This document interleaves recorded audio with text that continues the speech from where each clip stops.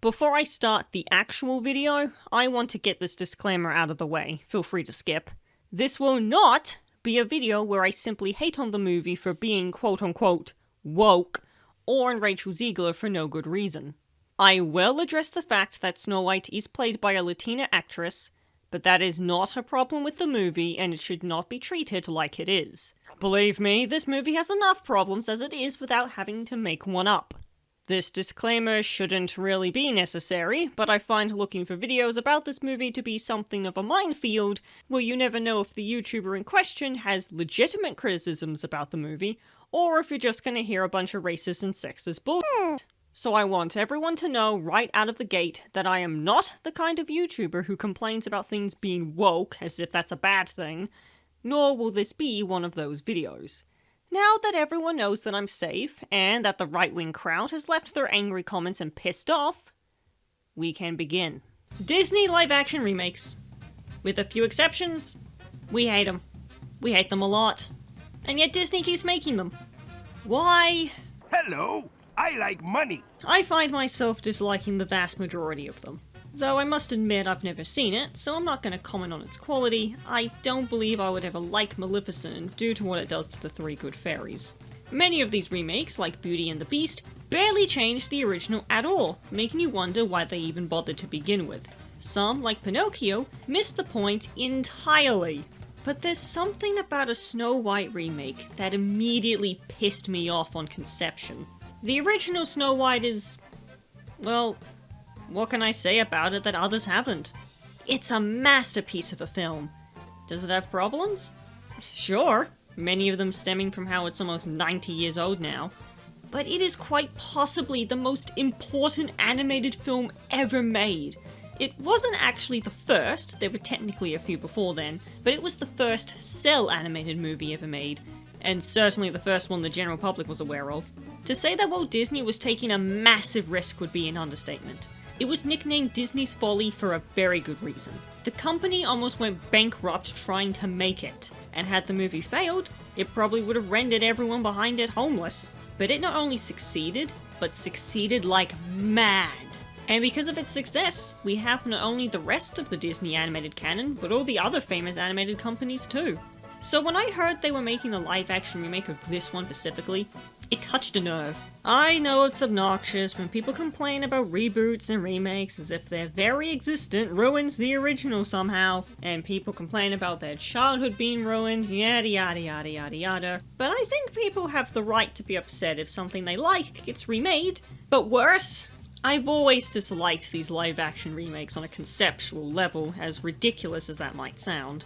It's that very idea that animation is considered quote-unquote lesser than live action. May I remind you all of that Oscars speech no one liked? Making these live action remakes, no matter what, will always carry that ugly implication of these films were for kiddos because they were animated, but these live action ones are the real mature ones. And as an animation fan, that makes me feel icky. So to see them seemingly extending this logic to the most important animated movie ever made, it felt extra insulting. But, of course, I watched it. If there's one thing I hate, well, that's a lot of things, really, but one of those things is people hating, or even praising, a movie despite having never seen it before. Like, it bugged the hell out of me when people were acting like Elemental was undeniably going to be a bad film just based on its trailers, which, to be fair, were hot garbage. And then the movie turned out to be perfectly fine. If I'm going to passionately hate on a movie just for existing, I'm going to make sure I'm not a hypocrite and actually watch the damn movie. Before anyone gets mad at me for supporting Disney's nonsense, don't worry. Do what you want cause a pirate is free. You are a pirate. And, well, I wouldn't be making this video if I didn't think I had some things to say about it. Only some, of course. It's not like this video is at least 2 hours long or anything. Unlike most videos on this movie, I wish to really sit here and break it down. The original Snow White is a movie I am extremely passionate about. Almost certainly more than most other movie and or cartoon reviewers. I won't say that I know the movie better than anyone else, but I know it pretty damn well. And I want to really talk about this live-action remake, and how it doesn't work as a remake or as its own original film. but I don't wish to just blindly hate it. And I will be pointing out things that I did think worked or genuinely enjoyed. If you clicked on this video just to hear a blind rant, don't worry. There will be plenty of passionate ranting in this video. It just won't be the whole thing. The movie begins just like how the original did, with a book. This is the first of many, many callbacks to the original film. It doesn't seem so bad at first, so I'll let it slide for now. After all, it makes sense to begin with an opening book. A lot of classic Disney movies do that. When these references to the original film get a bit too much, however, we will be talking about it. So get excited for that! The story tells of a royal couple who wanted nothing more than a child, and finally had a daughter who was born in the middle of a blizzard. Due to the odd circumstances regarding her birth, they decided to name her Snow White. You know, I really didn't want to talk about this, but if I don't, people will ask, and besides, I feel like avoiding this topic is somewhat cowardly on my part. So yes, we're going to discuss the fact that Snow White is played by a Latina woman now. If you don't care about this topic, fair enough. I got timestamps in the description specifically so people can go back and forth between whatever topics actually interest them. Skip! While I see it as cowardly for me to avoid talking about it, I don't blame anyone who just wants to hear me talk about a bad movie. So if you want to skip this, you have my permission. Not that you should need it to begin with. So the lady who plays Snow White in this version is Rachel Zegler, a Latina woman. This got an unbelievable amount of pushback, and frankly, the whole controversy is stupid. Hopefully you're not surprised to hear me say that. The hatred behind race swapping makes no sense to me. I'd understand if it was a historical film that was trying to be, historically accurate, but needless to say, movies about mermaids or magical queens are not historical films, nor are they trying to be historically accurate. The backlash behind Hailey Bailey's casting was nothing more than racism, plain and simple, and people tried to justify it by talking about how black mermaids couldn't possibly exist, even though mermaids in general don't exist.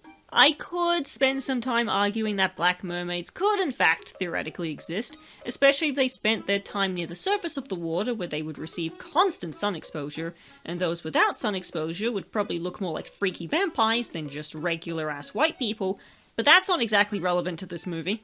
However, and you will never understand how much it pains me to say this, unfortunately, the backlash behind this casting is ever so slightly, on a microscopic level, more justified than the backlash to Ariel. Oh, brother, this guy stinks! Please try to stay with me on this one, because I still think the backlash was beyond dumb and shouldn't have happened. Unlike literally every other white Disney princess where their race was almost totally irrelevant to their stories, Snow White's race actually was, albeit barely. The whole reason why she's named Snow White in the first place is because she was described as having skin as white as snow.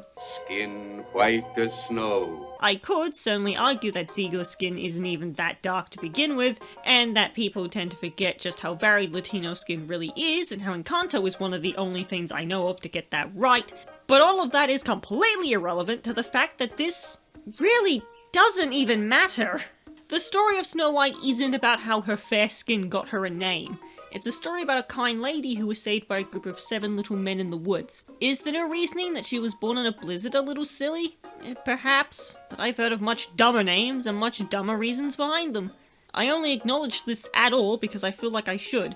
It's an element of the original story that people, albeit with bad faith, have brought up. I want to cover all of my bases here. I will not be leaving a single stone left unturned. Can we get back to the actual movie now? Good. Just like the original, this movie is a musical. We begin with our first song, Good Things Grow. I know nothing about musical theory or anything like that, so if you want to hear someone properly talk about the songs in this movie, I'd recommend checking out Calixon Cares Too Much, because they actually know what they're talking about, and if I've mispronounced that person's name, I am deeply, deeply sorry. The songs in this movie are fine, to a lowly musical pleb like me anyway, but there's an issue I have. Most of the songs in this movie are original, but a couple are borrowed from the OG movie, which in and of itself isn't a problem. It makes sense that they'd reference a couple iconic tunes from the original. The problem is that, well, for very obvious reasons, they're not written by the same person, and it doesn't seem like there was much of an attempt to make them fit. So Hi-Ho and Whistle While You Work end up feeling very different compared to songs like Good Things Grow or Hand Meets a Hand.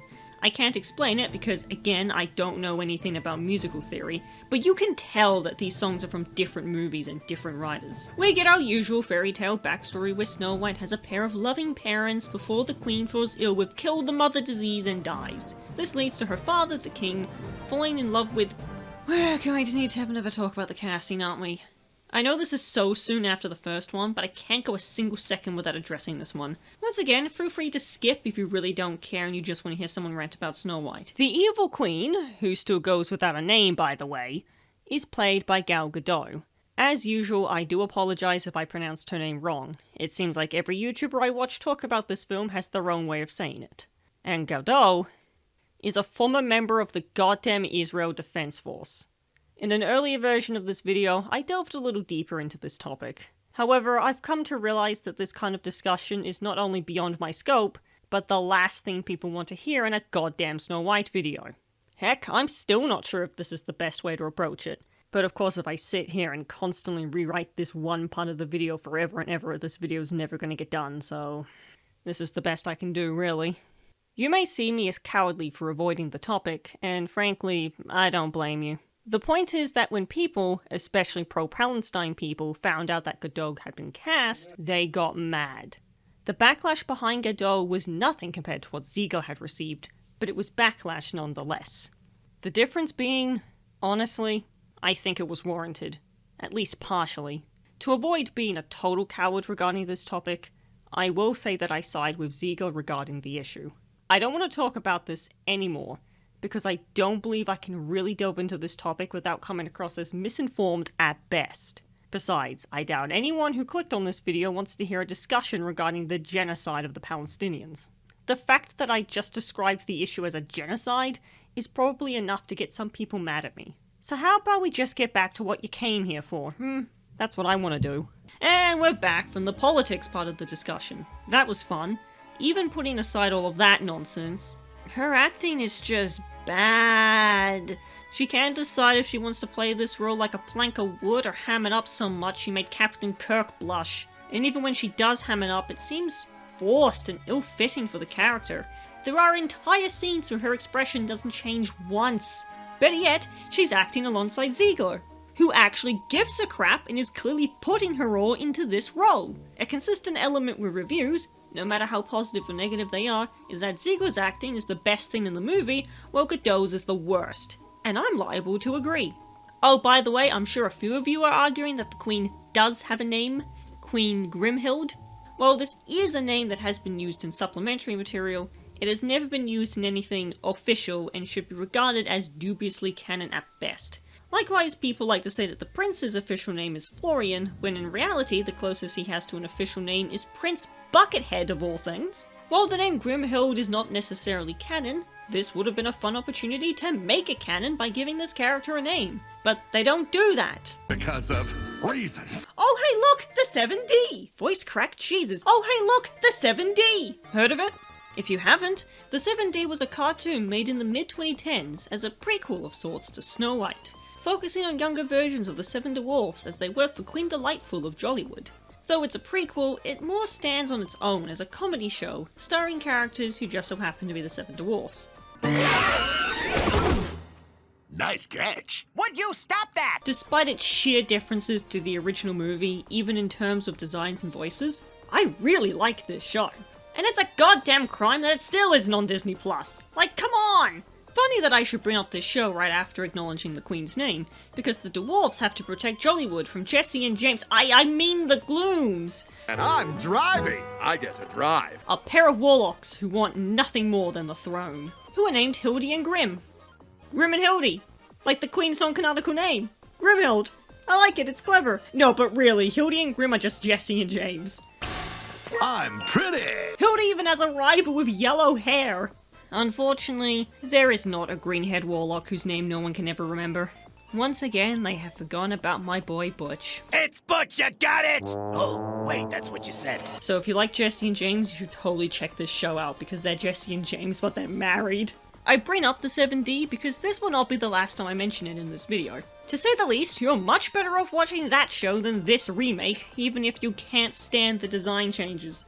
Believe me, even if you hate these designs for the Seven Dwarfs, they're a lot better than the designs for them in this movie. So Snow White grows up and... Look, enough people have made fun of her hairstyle. The joke's probably a bit overdone at this point. Yada yada yada, she looks like Lord Farquaad. Still, it hurts a little bit more when you see the behind the scenes pictures of her with this hairstyle, and it makes you wonder why the hell they didn't just go with that look.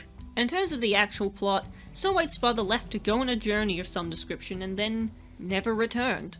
And now the evil queen can reign supreme, even though she is, of course, not the proper heir to the throne. So she makes sure Snow White stays out of sight so people all but forget her completely. Something this movie attempts to do is give Snow White a little more agency in this story, because...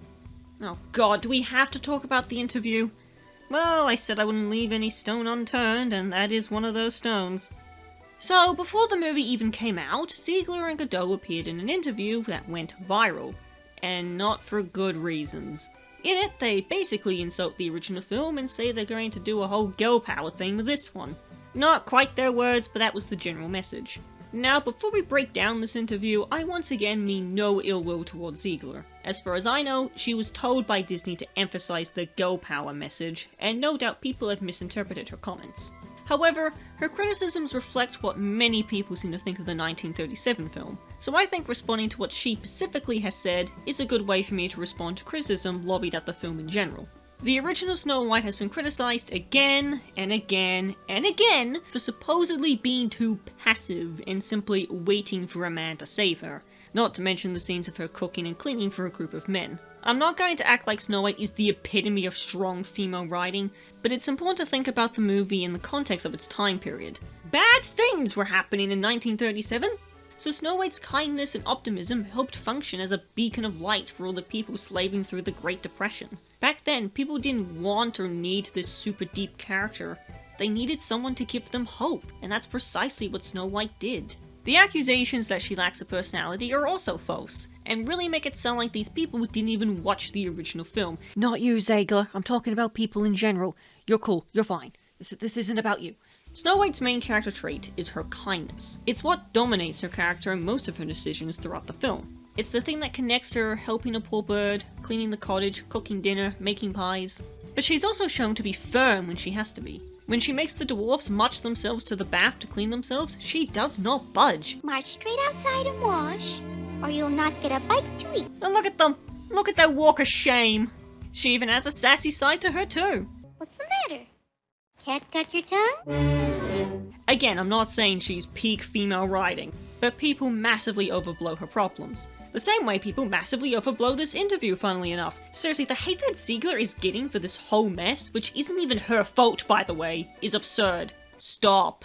Snow White attempts to stand up to the evil queen in her horrible acting. We'll talk about the girl bossification of live-action Disney princesses later, because we've had enough tangents as of late and we're not even up to song number 2 yet. I want to space those tangents out so this video doesn't have god-awful pacing. Right before we get to Snow White's I Want song, which I have some choice words about, we meet a character named Jonathan. I doubt you care about spoilers, so I'm just gonna come out and say it. This is Snow White's love interest. Except, he isn't a prince. He's a thief, who steals food for the sake of his own well-being. And fair enough, the kingdom is starving. He needs to do this to survive. For the big deal they made about Snow White's less than stellar love interest, who was not a stalker by the way, it's odd that they would just give her another love interest. Here she gets a few more interactions with him, which is genuinely nice to see. Unfortunately, I've got some choice words about him as well, but we'll get to all that later. Overall, he's fine, but really underbaked. Like most things in this movie. Anyway, Snow White's I Want song. Once again, if you want someone to break down this song, watch this video by the aforementioned Kalaxin. But I have a few things I can say. First off, it sounds generic. The problem I mentioned earlier of the original songs feeling out of place compared to the classic ones is particularly strong with this one. It doesn't sound like Snow White. It sounds like generic Broadway belty song. Hoping somehow, someway, I'll become my father's daughter. Which wouldn't be a problem if they kept with totally original songs, but they don't. Besides, this song just doesn't suit Snow White as a character. Compare this to how Ziegler sings in Whistle While You Work. which is reused from the original and thus features the kind of singing you'd expect from Snow White.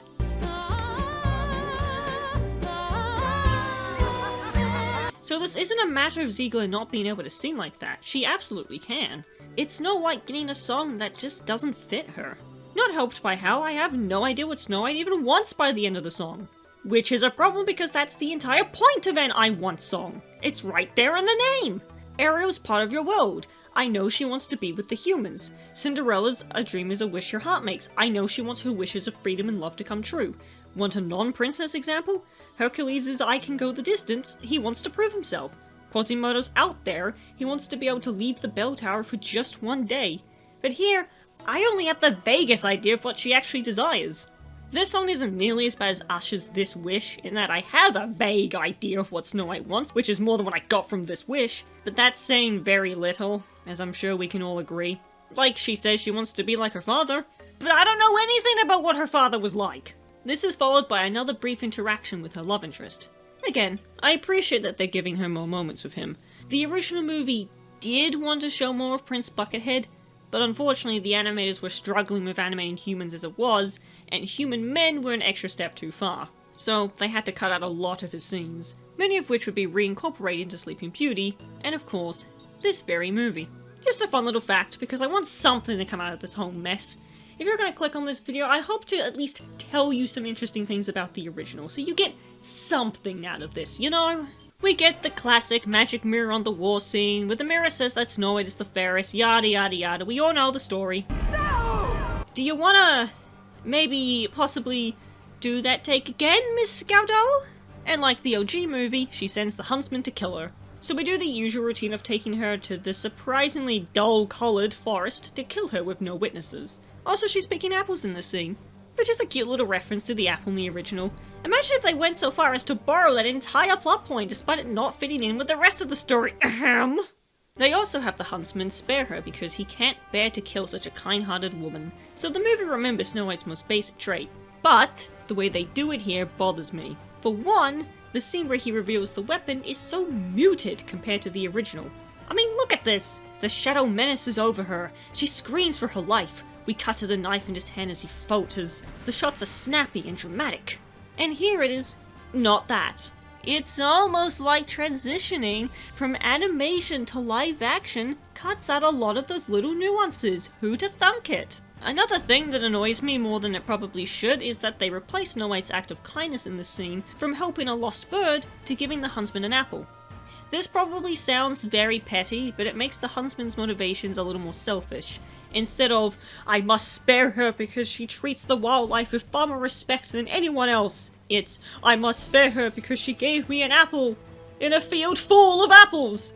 Like, just way less impact all around. The huntsman orders Snow White to run for her life, whereupon she is frightened by the forest and okay, we gotta talk about this movie's nostalgia bait problem. This movie recreates several scenes from the animated one, so many in fact that it gets annoying. After the first quarter of this movie seemed to be striving to do new things, at this point we get what is basically just a string of scenes taken almost directly from the animated film. Almost shot for shot sometimes. Here's Snow White being scared of the forest. Here's Snow White being comforted by the animals in a well-lit clearing. And here are the animals bringing her to the cottage. Good God, that is literally just the cottage from the animated movie. There's going to be at least a few of you in the comments calling me out for my so-called hypocrisy, for complaining about changes in the story and then complaining about things being similar to the original. Let's ignore the fact that those two are not necessarily mutually exclusive and there is such a thing as the pendulum swinging too far in the opposite direction. A recurring problem in this movie is its inability to just pick one. Be like Jungle Book, where you're totally different to the OG film, or be like Beauty and the Beast, where it's basically a shot-for-shot remake. Obviously I prefer the former, but at least the latter would be consistent. Instead, this movie has a long-lasting identity crisis where it can't make up its damn mind. So it relies on referencing imagery, jokes, and music from the original to fire up that nostalgia and give you happy feelings for things that the movie did not earn. And I'll admit, sometimes it worked on me. I did feel a rush of nostalgia that made me feel happy. And there's nothing wrong with that. Remember, you're not at fault for quote-unquote falling for it. Storytelling is supposed to manipulate your emotions. The writers, animators, actors, and the like are supposed to make you feel a certain way. But you're also supposed to earn those emotions with hard work and effort, not by pulling things from a much better and more beloved story. Had the movie gone down a totally original path with just a few callbacks thrown in, I wouldn't have even bothered with this video. I would have just let the movie be its own thing, detached from the animated film. But no, they insist on reminding me of it every few minutes to farm nostalgia out of me and evoke emotions through other people's work. So now I have to comment on changes that don't benefit the original story or completely miss the point, while also criticizing how often it tries to remind you of much better works. It even boils down to the little details, such as the fact that the 3 beds Snow White chooses to crash on happen to be Dopey, Sneezy, and Happy's beds lined up in a row. Exactly like the original! See, if the movie was mostly original, I'd see that as nothing more than a cute little reference for the OG fans to enjoy. But because it's accompanied by so many other painfully obvious references, I can only see it as yet another attempt to evoke emotions through me through someone else's work. It's borderline plagiarism. Oh yeah, and this brings us to a rather infamous part of the movie. Snow White does not bother to clean up the house before she crashes in their beds. Obviously, this was done due to the rather outdated values of this movie from, what was it again, 1937? But once again, the criticisms of the original scene strike me as well-intentioned, but ultimately bad faith. If you want to see Snow White cleaning up their cottage as nothing more than an "it's the woman's job to clean" situation, you can totally do that. But here's the thing.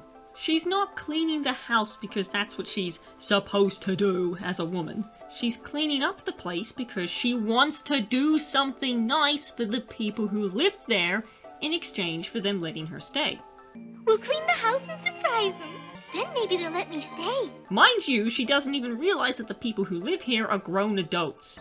She thinks they're children without a mother. So she steps in to be their mother and clean the place up. Again, I'm not saying this is super feminist or anything. Female characters being stuck in the motherly role is a common problem in the media, and real life too for that matter.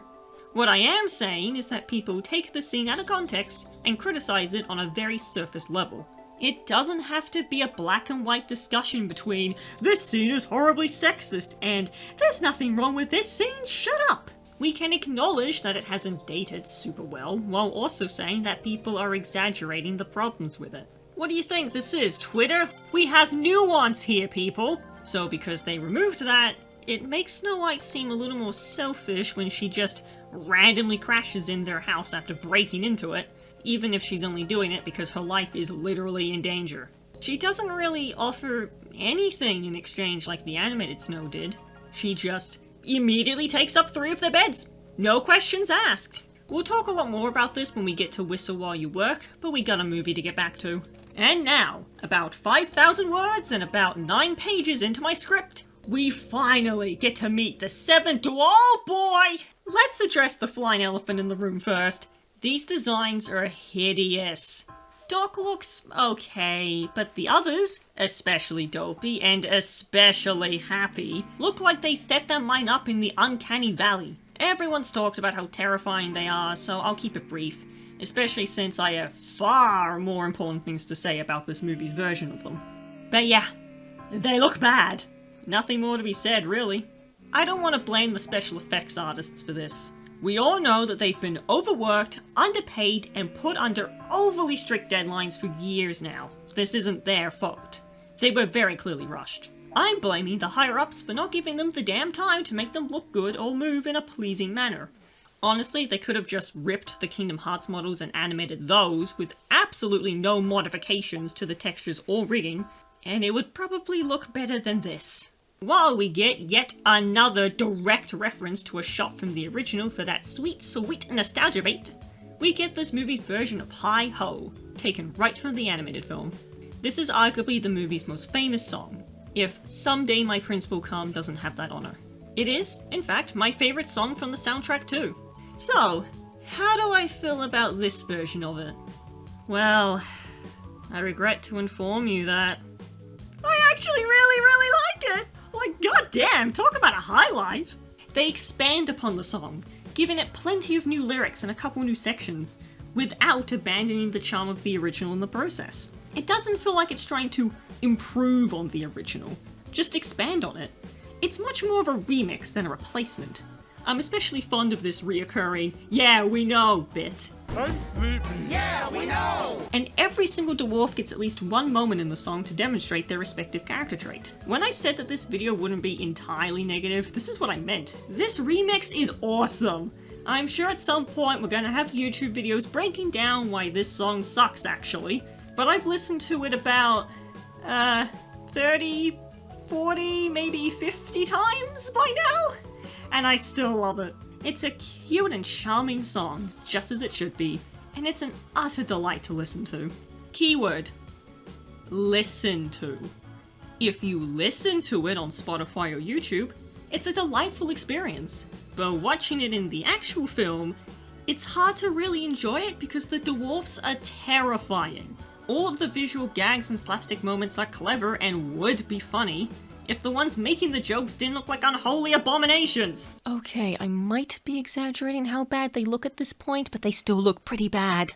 Even this blatant reference to the OG film is too unnerving to look at to really set the nostalgia off. When the visuals aren't giving you nightmares or straight up ripping off the animated version, it reeks of style over substance.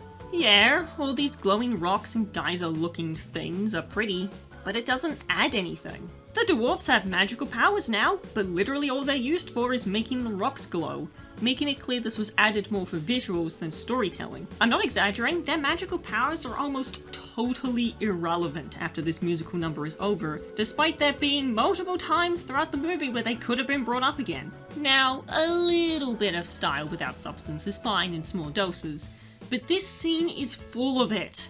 It comes across as shallow. But while we're on the topic of the Seven Dwarfs, this is as good as a time as any to talk about them in general. I find that a lot of people who talk about this remake mention the dwarfs only briefly compared to their commentary on everything else, which is really weird to me. They are easily the highlight of the 1937 movie. Sure, they were very simple characters, but their single trait was played to its fullest, backed by some really talented voice acting and brilliant animation. Since there's 7 of them and they all have a different trait, they make for a great ensemble despite their simplistic personalities. Though they're very famous Disney characters, I feel like they're somewhat underrated and underused compared to Snow White and the Evil Queen. If that makes any sense at all, which it probably doesn't, I loved them.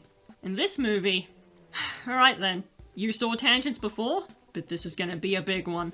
Much like the 1937 movie, they have a leader in the form of Doc, with the other 6 having names that match their one character trait. Grumpy, Happy, Sleepy, Bashful, Sneezy, and Dopey. Fun fact, that's the order they hi-ho-home in. These names and traits have not been changed. I'm torn between being happy that they kept the traits, or grumpy over the nostalgia bait again. See what I did there? Except now, while they're still technically animated, it's in a realistic 3D style, as opposed to the cartoony 2D look from before. For the sake of simplicity, I'm going to refer to them as live action from now on, because saying realistic looking 3D animation every time is annoying. Several of them are hurt by this transition from animation to live action. From minor problems that can be easily overlooked, to them being changed on a fundamental level. Now, some of them get out okay. Sleepy's gimmick. It's just that he sleeps a lot. He almost dies during Hi-Ho, which is nice, so he gets out of this just fine. Doc's comedy was mostly in his spittleloonerisms, I mean, little spoonerisms. What are you and who are you doing? Which this movie removed for some reason. Except a lot of his pompous personality was conveyed through his big, boisterous movements, which are now also gone. Absolutely. Objection. Noted. Just ignore him. Bashful, oh gosh, is mostly okay. But in the original, his face would turn an exaggerated shade of red whenever he got, well, bashful. The bright red blushing was a major part of his character, and so were those big cute eyes. Since that would look weird in this style, he just doesn't do that anymore. He gets close to the puppy dog eye look that could have been adorable had the animation looked less terrifying, but it falls short. Happy is fine. He just has some truly uncanny expressions, even compared to everyone else, because he's got to wear a big smile on his face all the time. I do like how he yells a lot more though, that's actually really fun. Let's go! Grumpy is also fine, I guess, and his grumpy expressions are noticeably less terrifying than Happy's happy ones, so I guess there's that. But there are two dwarfs who are undeniably damaged beyond belief by this change, thanks to them both relying on the animation to convey their comedy. Sneezy... oh, excuse me. Sneezy and Dopey. Yeah, I'm sure you weren't expecting a biopic about the comedy of Sneezy, but here we are. When I first heard they were going to make a live-action Snow White, one of my first thoughts was, how are they going to make Dopey and Sneezy work? Which may seem odd, because why worry about those two specifically instead of the whole group? Simple. Their comedy depends on the animation, more so than the others. So let's break down why I was concerned about those two specifically. We'll start with Sneezy, because his problems aren't nearly as big as Dopey's. Sneezy's gimmick seems like it'd be impossible to screw up. Unlike the others, who have very specific personalities you have to stick to, you can give Sneezy whatever personality traits you want. He's a blank slate. All you gotta do is make sure that he sneezes a lot. And they certainly got that part down. But the thing about Sneezy in the original and all the comedy you got from him wasn't just the fact that he sneezed a lot. It was the fact that his sneezes ought to come with goddamn hurricane warnings. The first time the animated movie introduces us to this trait of his, he blows most of the dwarves and a couple of chairs clean across the room. Grumpy is the only one who isn't blown away, and even he's visibly struggling. Quite possibly the most famous joke in the whole movie is when Dopey is on top of Sneezy's shoulders in a tall coat, and Sneezy sneezes hard enough to send him flying into the air. But exaggeration like that would look awkward as hell in this realistic style, so he just doesn't do that anymore. The one time they do attempt a joke like that with him, it's awkward as you'd expect and it just looks awful. Also, it's caused by pepper and not pollen, but that's such a small thing and I really don't care. Weirdly, I find that most people who talk about the dwarves don't really bring Sneezy up, even though he is responsible for some of the movie's biggest laughs. When you nerf Sneezy like this, you nerf the movie's comedy. Plain and simple. This was something that the 7D nailed! Well, they did use him to tell a couple gross out jokes. Is that extra cheese? Hilda, you gotta try the extra cheese. Most of his comedy revolves around his powerful sneezes, either pushing absurdly heavy objects away, or accidentally destroying things. If a silly little cartoon can get him right, the least this movie could do is try. That cartoon did have the advantage of being animated, sure, but that just further proves my point that this whole thing was a mistake to begin with. The stage plays have the excuse of, being a damn stage play, operating only with practical effects. This movie gets a couple of fun moments with him, Splendid day to say that's you! Oh my! Gesundheit! Why, thank you. proving that they could make something work, and they just don't. Something about Sneezy that a lot of people don't know is that he's essentially the first animated movie character to be voiced by a celebrity of sorts. Yep, he had this honor before Jiminy Cricket and certainly long before the Genie. He was voiced by the late Billy Gilbert. I highly doubt most of you know who that was, but he was fairly well known at the time. He was a comedian most famous for his routine where he would act extremely excited or nervous about something, resulting in facial spasms that culminated into a loud, exaggerated sneeze. It was a bit he did so often that he was the first guy Walt Disney thought of to do the voice when they finally decided on the dwarfs' names. The casting was literally perfect. So it's inevitable that the casting for him here just doesn't work as well. That's not really something I can blame the movie for. It's just in the unfortunate spot where no matter who you get to voice Sneezy, it's objectively going to be a worse choice than a famous comedian who was well known for incorporating exaggerated sneezes into his routine. And in case anyone thinks I actually am that stupid, no, obviously I don't expect them to get a guy who's been dead for 50 years. I'm just saying that he was perfect for the role, and any other casting choice is going to pale in comparison. Though, I found that Scott Menville did a pretty good job too. Up and ad! Albeit he was allowed to do a different voice because it was a much younger version of the character. Dude doesn't even have a beard yet. Funnily enough, it does sound like this new voice is based more on the somewhat congested sounding voice Menville provided. You said we were doing reverse alphabetical order this time. Which is almost definitely unintentional, but funny to think about. This brings us to Dopey. Oh boy, I got a lot to say about Dopey. Most of which I can't even get into quite yet until later in the movie. So, for now, let's just focus strictly on how this animation style kills his comedy. Dopey, in the original, was a silent pantomime character. Emphasis on the silent. Silent. For the love of Mickey Mouse, remember that. See, Walt Disney couldn't quite find the right voice for him, and so decided that he should be quiet, aside from screaming and hiccuping. This ended up working very well, as Dopey's physical comedy makes him arguably the funniest character in the whole film. His movements are skippy and exaggerated. His expressions are silly without being over the top. He gets into all sorts of wild shenanigans, and it all works because of the animation.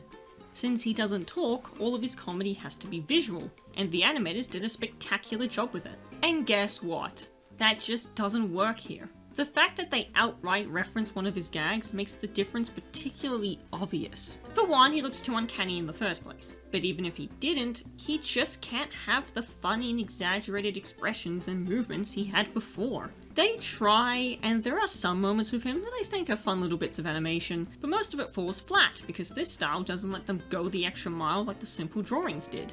I mean, they could, but then it would look awful and ugly. Since his friendly but silly personality has to be conveyed through the animation alone, his whole character is watered down. He goes from being a comedic highlight to just creepy looking kid who doesn't talk.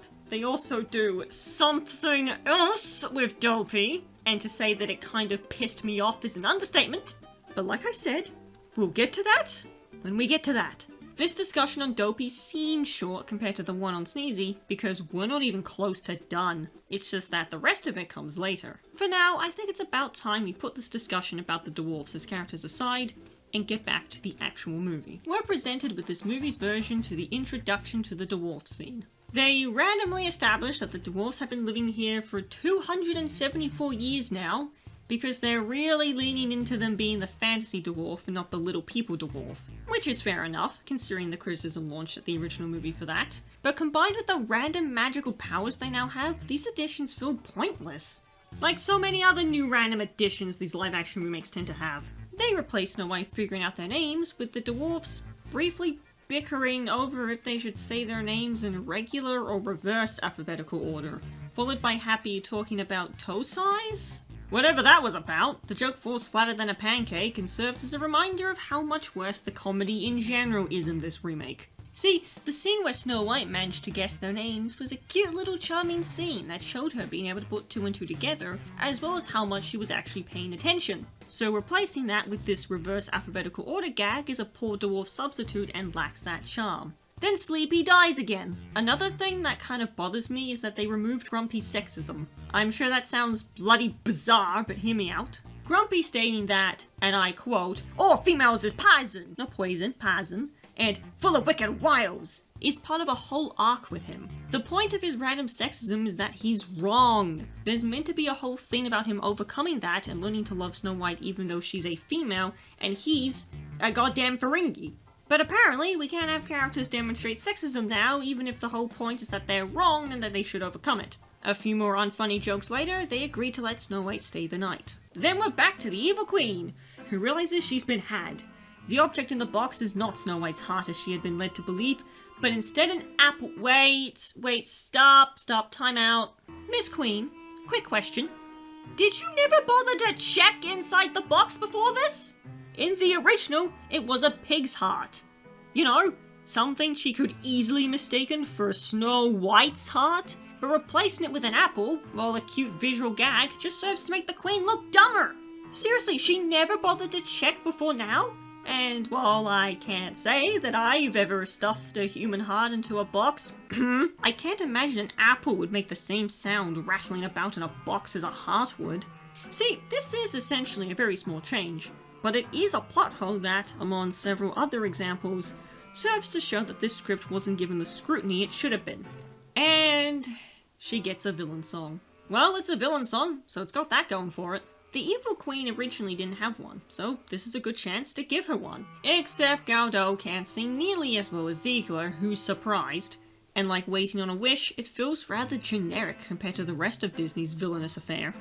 The first ever Disney villain deserves more than this. More importantly though, this song is just too over the top for the evil queen. She's meant to be a relatively low-key kind of villain, not a bombastic one. Not before her transformation anyway. And you have to give your villain a song that matches, which previous Disney musicals nailed.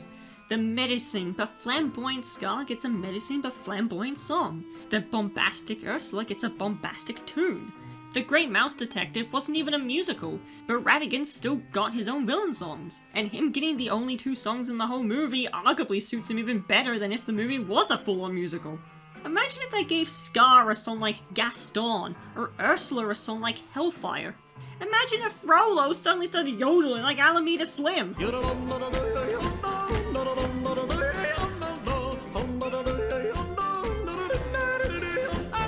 Bet you weren't expecting that comparison. So the first ever real Disney villain, unless you count Pete, I guess, finally gets a song, and it doesn't even match her. Right. Back to the dwarves, we get the only good joke in the whole movie. And I'm called Grumpy because I'm misunderstood. Generally a good joke, I am impressed. But Grumpy hurts himself and throws the hammer. It bunks Sneezy on the head, and because Bashful just happened to pick up said hammer, he believes Bashful hit him on the head. Bashful. And yes, I can in fact tell them apart. If you can't, just take my word for it. Sneezy never struck me as the type to start fights like this, but it seems ridiculous that he'd honestly believe that Bashful would hit him that hard. But that's just a nitpick though. This somehow results in the 7 dwarves beating the daylights out of each other. I'm pretty sure it's meant to just be a little play fight for fun instead of a serious brawl, but it still comes right the hell out of nowhere. Though I do love how Doc isn't joining in and he's just trying to eat his damn food. Blah blah blah, the comedy falls flat because it's unanimated, blah blah blah. It's especially apparent with the joke where Doc somehow accidentally sprays pepper into the air and it sets Sneezy off. First time watching, I'd assumed the pepper had come from this piece of bread, because it's not really obvious what actually happened here, not helped by how quickly this scene plays out, giving very little time for any of this to sink in before the dwarves suddenly just go flying everywhere. See, had it been animated and well-paced, the pepper cloud from the shaker could have been a lot more obvious. Then we get to the scene that I actually don't like. Dopey gets hit with a bowl, and the other dwarves laugh at him in a way that is very mocking and cruel. It's straight up bullying. And I don't like this. This will sound like I'm just complaining about things being different, so I'm asking you to stay with me. I really don't like that they chose to make Dopey the victim of bullying here. For one, like many of this movie's newer elements, not much is really done with it, and what is done with it makes me want to commit unsavory acts. But my greater issue with this is how it reframes the other dwarfs into jerks. Grumpy was always a dickhead, so that's okay, this is in character for him. When you see Doc, Bashful, and even Happy joining on the heckling though, it feels wrong. You know Dopey doesn't talk. Because he's a dope. Just because his name is Dopey doesn't mean he's actually a dope. Dopey certainly was a butt monkey in the original. For example, there's a scene where Happy just bunks him on the head. And Doc does as well. But there's never a moment where they stand around and laugh at him while he looks like he's about to cry. And a lot of their meaner moments are due to misunderstandings, like when they believe he's a monster. Whenever something like this happened to Dopey, he took it with a smile. Maybe he was too dopey to realize what was happening, or maybe he was too cheerful to let something like that bring him down. When things happened to him, it never came across as bullying. It was just a silly little slapstick moment that we moved on from as soon as it was over. But this is cruel. It's turning the dwarfs into something that they, sans Grumpy, never were. I know these are different versions of them, so they don't need to act exactly the same, but I don't like taking previously established characters and turning them into jerks. This could have been done without turning them all into jerks if it was played off as them simply not knowing better. Since Dopey doesn't talk and they still struggle to read him sometimes, you could have made it so they genuinely don't realize how mean they're being, and Snow White can show them that their actions and words are seriously hurting Dopey. Some of them, like Bashful, might stop immediately, while others, like Grumpy or hell, even Happy, might not see what the big deal is at first before coming to realize the harm that they're doing. Or just turn them all into bullies. That works too, I guess. But this is all a setup for a little character arc that Dopey sort of goes through in the movie. I'm not against giving Dopey an arc, especially since he's probably the most famous of the dwarves. Hell, I'm not even against the idea of them deconstructing the whole idea of being seen as the dopey one and how that could affect a person. Especially if the person being labeled as dopey is non-verbal. It's all about the execution. And howdy, do I have problems with the execution? The real big issue that I have will come much later in the film though, so stay with me now, you'll have to remember that for later. The arc of Dopey learning self-confidence is not a bad arc to take him down. After all, it wasn't like there was already a dwarf defined by being shy, awkward, and self-conscious. Hey, wait a minute! They already had a dwarf like that and his name was Bashful! They added this whole arc about Dopey being too shy and self-conscious to talk and had to change his personality to do so, when they already had Bashful? Obviously the arc is more focused around the whole not talking thing, which obviously suits Dopey a lot more, but it seems odd that they basically gave the cheerful and friendly Dopey a personality that is much more fitting for the dwarf who was already defined as being shy. But, you know, if they gave Bashful an arc like that, that would mean giving Bashful something to do. And this movie seems strangely intent in making sure that any dwarf not named Dopey, Grumpy, or to a lesser extent, Doc, is basically useless for the plot. Actually, you know what? Let's talk about that for a second. I'm not expecting 7 characters to get equal amounts of importance and screen time. That is ridiculous. Even in the original, that wasn't the case. Just like in the remake, Doc, Grumpy, and Dopey easily got more screen time and things to do than the other 4. But the other 4 were given moments to stand out. For instance, Happy does most of the singing in the Silly Song. Sleepy has a running gag involving a fly, and is the one who figures out why the animals near the end are freaking out so much. Bashful also gets a running gag of sorts, where his face turns bright red at the slightest bit of shyness. And Sneezy is the center of the biggest laugh in the whole movie. They all got at least one moment in the spotlight to show off their character traits and really make an impact. To anyone else who hated themselves enough to watch this remake, tell me, did Bashful do anything to make him stick in your mind? What about Sleepy? Or Happy? And no, creepy expressions don't count. And Sneezy? Dude loses his best gags and thus his memorability. 7 characters are hard to balance, I get that. But the original could do that just fine. Anyway, Snow White cheers Dopey up by teaching him a way to talk without actually talking. Whistling. This scene on its own is actually really sweet. At least until a future scene ruins it. I just want to point out that Snow White teaching Dopey to whistle is funny to me, because it reminds me of the 7D. In that cartoon, Dopey still doesn't talk, but communicates entirely through, wait for it, whistling. Is this an intentional reference to the cartoon? I highly doubt that, since like I said it's not available on Disney+, but it's not impossible. So apparently the other dwarfs don't know what whistling is? What's that divine and ravishing noise? Alright, if you insist. Again, maybe I'm just complaining about things being different, but this doesn't seem like a necessary change at all. It just serves to make the dwarf seem dumber, because apparently the best way to make a female character look good is to make the men in her life so hopeless that she looks good only by comparison. The dwarfs weren't super bright in the original either. There's literally a scene where Bashful shoves a bunch of flowers into Sneezy's face, but they were smarter than this. It's pointless really, since you can have the transition into whistle while you work without needing the dwarfs to learn how to whistle first.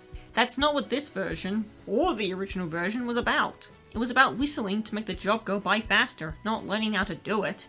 Likewise, the movie continues to portray the dwarfs as constantly fighting with each other, which continues to irritate me, even though I know that this serves to show that Snow White is good at solving interpersonal conflicts, which is obviously a good thing, since this movie can barely put this arc together as it is. I just wish it didn't come at the expense of the dwarfs' characters. Speaking of, this movie's version of Whistle While You Work. This scene gained a lot of infamy before the movie was even released when it was shown as a preview, for reasons that are partially warranted and partially not warranted. Yeah, I think the pushback against this scene was a little extreme, but I do find myself agreeing with the reasoning behind it somewhat. For one, Snow White has the bright idea of giving the job of sweeping up dust and cobwebs to Sneezy. I repeat, she gives the job of dusting, a job dealing with a lot of dust, to Sneezy. The worst thing that happens is he sneezes all over an organ he's probably not going to clean, which, while a fun visual gag, is kinda gross. But still, it could have ended a lot worse. Good job, Snow White. Either you're terrible at thinking things through, or you already forgot his name. My mother always taught me that it was important to learn a name. Yeah, this is a nitpick, I just think it's funny. Obviously, that's not the actual problem people have with this scene. The problem that people have is that it changes the context of the original song, and not really for the better. The animated film played this song when she was cleaning up the dwarf's cottage with the help of the forest animals. We've already talked about how I think people tend to be too harsh on this scene, but the whole point is that Snow White is doing something really nice for a bunch of people she hasn't even met yet. It showcases her most important trait, which, as you should remember, is her kindness. But this remake decided that showing a woman cleaning for any reason at all is bad now, I guess, so they axed that scene entirely. What we get in its place is Snow White ordering the dwarfs around to clean up their own house for her like she's Captain Olimar. Not helped by certain lines sounding a bit more condescending than they were probably intended to. You'll get it. Which I blame directing for and not Ziegler's acting. A scene previously meant to demonstrate how kind she was is now depicting her as ordering people to clean up their own damn house. I feel like this scene has been discussed enough, so there's not much more I can really add, but I do want this video to function on its own with the assumption this is your first time hearing these criticisms somehow. So let's get into this. I'm going to be as fair to this as I possibly can. It's meant to show Snow White's capabilities as a leader, and how she can get a group of people to come together for a greater goal. This wasn't really something the dwarves had to learn originally, they already had a leader, his name was Doc, but fine. New movie, new plot developments. When I compared it to Captain Olimar a minute ago, that wasn't solely me referencing a game series that I love. See, Captain Olimar isn't just bossing the Pikmin around. It's shown time and time again that he cares a lot for the Pikmin he orders about, and his leadership skills benefit them. Thanks to him, they're not going extinct quite as much. This scene with Snow White was meant to be something similar to that, where she's helping them out by teaching them cooperation. But due to removing any overt acts of kindness she performs for them, that's not how this comes across to a lot of people. If Olimar didn't have all those little moments of proving that he did care about the Pikmin and saw them as far more than slaves, it'd make his actions throughout the franchise look a lot worse. She kind of helps them clean around a bit in this scene, but it's not enough. It's hard to see this as anything but her bossing them around. And before anyone comments, yes, I would have a problem with this if the genders were reversed. Of course I would, absolutely I would. It's most blatant with one simple line. Right at the beginning before the song itself really gets going. The line about the broom. In the original, the line goes, I will use the broom. And I will use the broom. In the remake, it's he will use the broom. You clean those cobwebs. And he'll use the broom. Not even you will use the broom. She third person's a guy she's talking to directly. I'm kind of astounded that the people who criticize this scene so rarely bring that up, probably because most of their arguments are in bad faith, because it perfectly demonstrates the problem. The original Snow White wasn't doing all the work by herself either. In fact, most of the work was done by her getting the animals to do it, making sure they were doing the job right. See, both versions of the song depict Snow White as ordering others to do the work to get the job done faster, teaching them the power of working together and cooperation. The difference being in the original, she didn't just order people around. She wasn't a boss, she was a leader. And there is a difference. The original line summed it up well when she tells the others what they need to do, and then says that she will use the broom. That is leadership. But here, they change it to he will use the broom, and she spends most of the musical number just singing and dancing with very little actual work. It's a shame, because this could have worked. Maybe what they could have done is shown her attempting to clean the place up out of kindness early on, but she can't do much before she gets exhausted from all the horrible things that happened to her that day. Or maybe she attempts to clean up the place by herself, and one of the dwarves, Dopey perhaps, offers to help. And then that leads into her teaching them how to do it by themselves. Something similar to that, she could offer to clean up while they're out mining, and they could insist that they couldn't possibly leave her to do all that work by herself. And when she sees how badly they are at keeping house, she can teach them in song. Or hell, just have her do what she did in the original and help out by using the broom while the dwarves do the rest of the work under her command. There's lots of ways this scene could have worked, but they did none of them. While I absolutely think the hate behind this scene is extreme, the way people talk about it, you think Snow White was barking orders at them like a dictator. There's a very good reason why a lot of people see this as a poor attempt to girl boss her while missing the whole point of why she was cleaning their house to begin with. Another thing that I've barely seen people talk about as well is the fact that she already demonstrated good leadership skills in the original. I've talked about it before, but I'm gonna bring it up again. Remember, there is a scene where she has the dwarves lined up so she can check their hands to see if they've washed.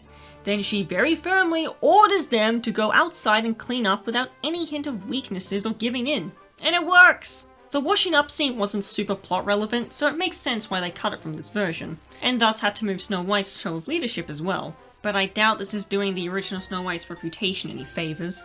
The next day, she sends the dwarves off to the mines and goes into the woods. Why? Because she wants to look for her father, who, if you remember, was shown going on a journey and then never came back. So, there's a chance he's still out there and can dethrone the evil queen. That's very important! There she encounters her love interest again, who is running away from the Queen's army.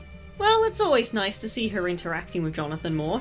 This leads into a duet between them which exists. I have nothing really to say about it, other than the fact that, I swear to God, Jonathan sounds like he's doing an impression of Kermit the Frog throughout the whole thing. I could try being kind or whatever you said. It can't just be me, right? Remember, refer to the actual musical expert if you want a proper opinion. Hello. Hi. I love you too, little darling. You're so cute. I will interrupt my recording sessions just to say hi to you because I love you so much. This video talks about this song so much better than I ever could, and I don't want to just steal their points, so for the love of cheese, just go watch that video. But if you're too lazy to go and watch something else, or you simply don't want to have to do homework, I'll try my best to talk about the problems here. Jonathan is a character. That's all I can say. He's a character, alright! He strikes me as a copy of Flynn Rider from Tangled, minus about 80% of the charm and wit and likability. Sorry, remake! Tangled already beat you on the whole princess falls in love with a ruggish thief plot. I've seen some people voice a dislike or even a hatred for him, and while I'm not going to tell them that they're wrong because they make some damn good points, I must admit, I can't really summon up any sort of hatred for him because there simply isn't enough to his character for me to dislike or like him. Jonathan isn't really doing himself any favours though when he spends most of this song basically just insulting Snow White for the horrible crime of, what was it again? Being the stepdaughter of an evil queen. How dare she? Just watch Tangled if you want to see this character type done right. Flynn Rider is literally Jonathan, except every single aspect about him is done well. Oh, and Flynn's actually lovable. That's a pretty big difference too. Then we are introduced to the most pointless characters in this whole mess, which, considering what little plot relevance the Seven Dwarfs have, is really saying something. The Seven Bandits.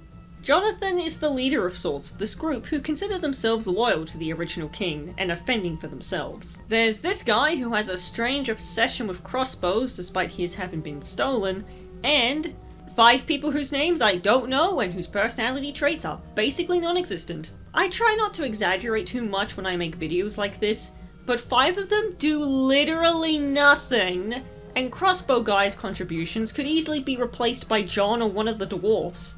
I know it's fun to make the I don't even know their names joke when half the time it just sounds like they couldn't be bothered to do research, but I genuinely don't think their names are mentioned at any point in the movie. They're background characters who the movie seems to believe are the major supporting cast.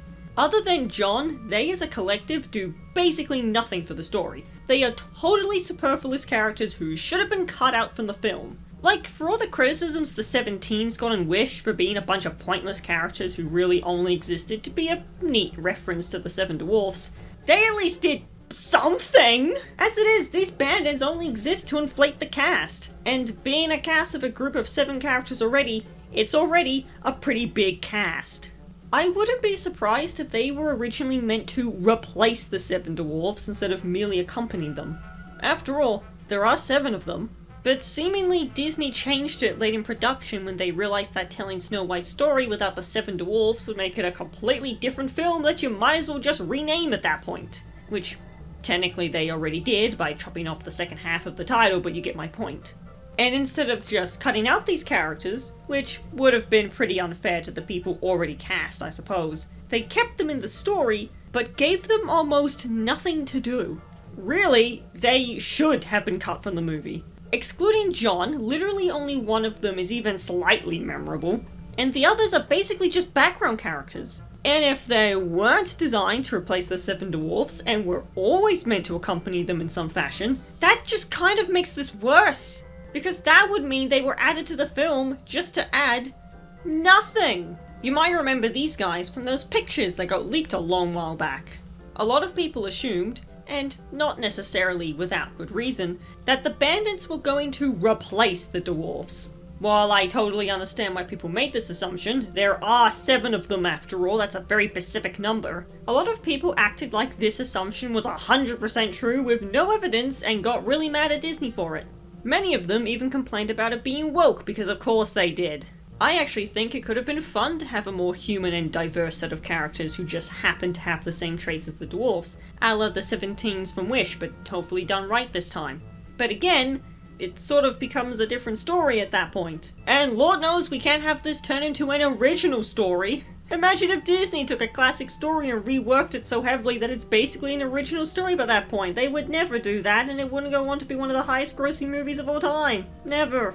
So these guys exist and do nothing. Because the best thing to do with your diverse characters is for them to be entirely pointless in the grand scheme of things. How positively woke of you, Disney. To be clear, my problem isn't that diverse characters exist at all in my Disney movie. They should exist. I want them to exist. What I'm mad at here is the fact that Disney added these diverse characters only for them to do literally nothing. They barely even get dialogue, and I have no idea what their names are. Just classic corporate bullshit where they put in diverse characters in there for brownie points without bothering to develop them as people. How many first gay characters are we up to now, Disney? I just want to throw it out there that I would have loved it if they took the 7 dwarfs, kept the traits, and then just casually gender or race swapped a couple of them. Screw it!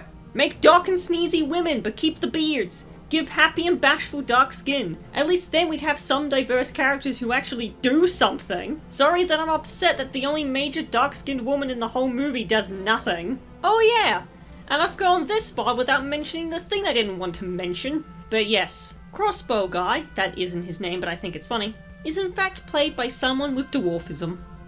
So let me get this straight, Disney! You totally could have had little people playing the dwarfs, but instead you chose to make them CGI terrors. And before anyone brings it up, because I know you want to, I know about Peter Dinklage's comments. I do not have dwarfism, nor do I know anyone who does. So I'm not going to go too deep into a topic I have no hope of truly understanding, but work with me here, guys. While I do not entirely agree with what Dinklage said, I also believe his comments have been taken wildly out of context and misinterpreted. Much like Rachel Ziegler's points. Actually, I'm starting to see a trend here.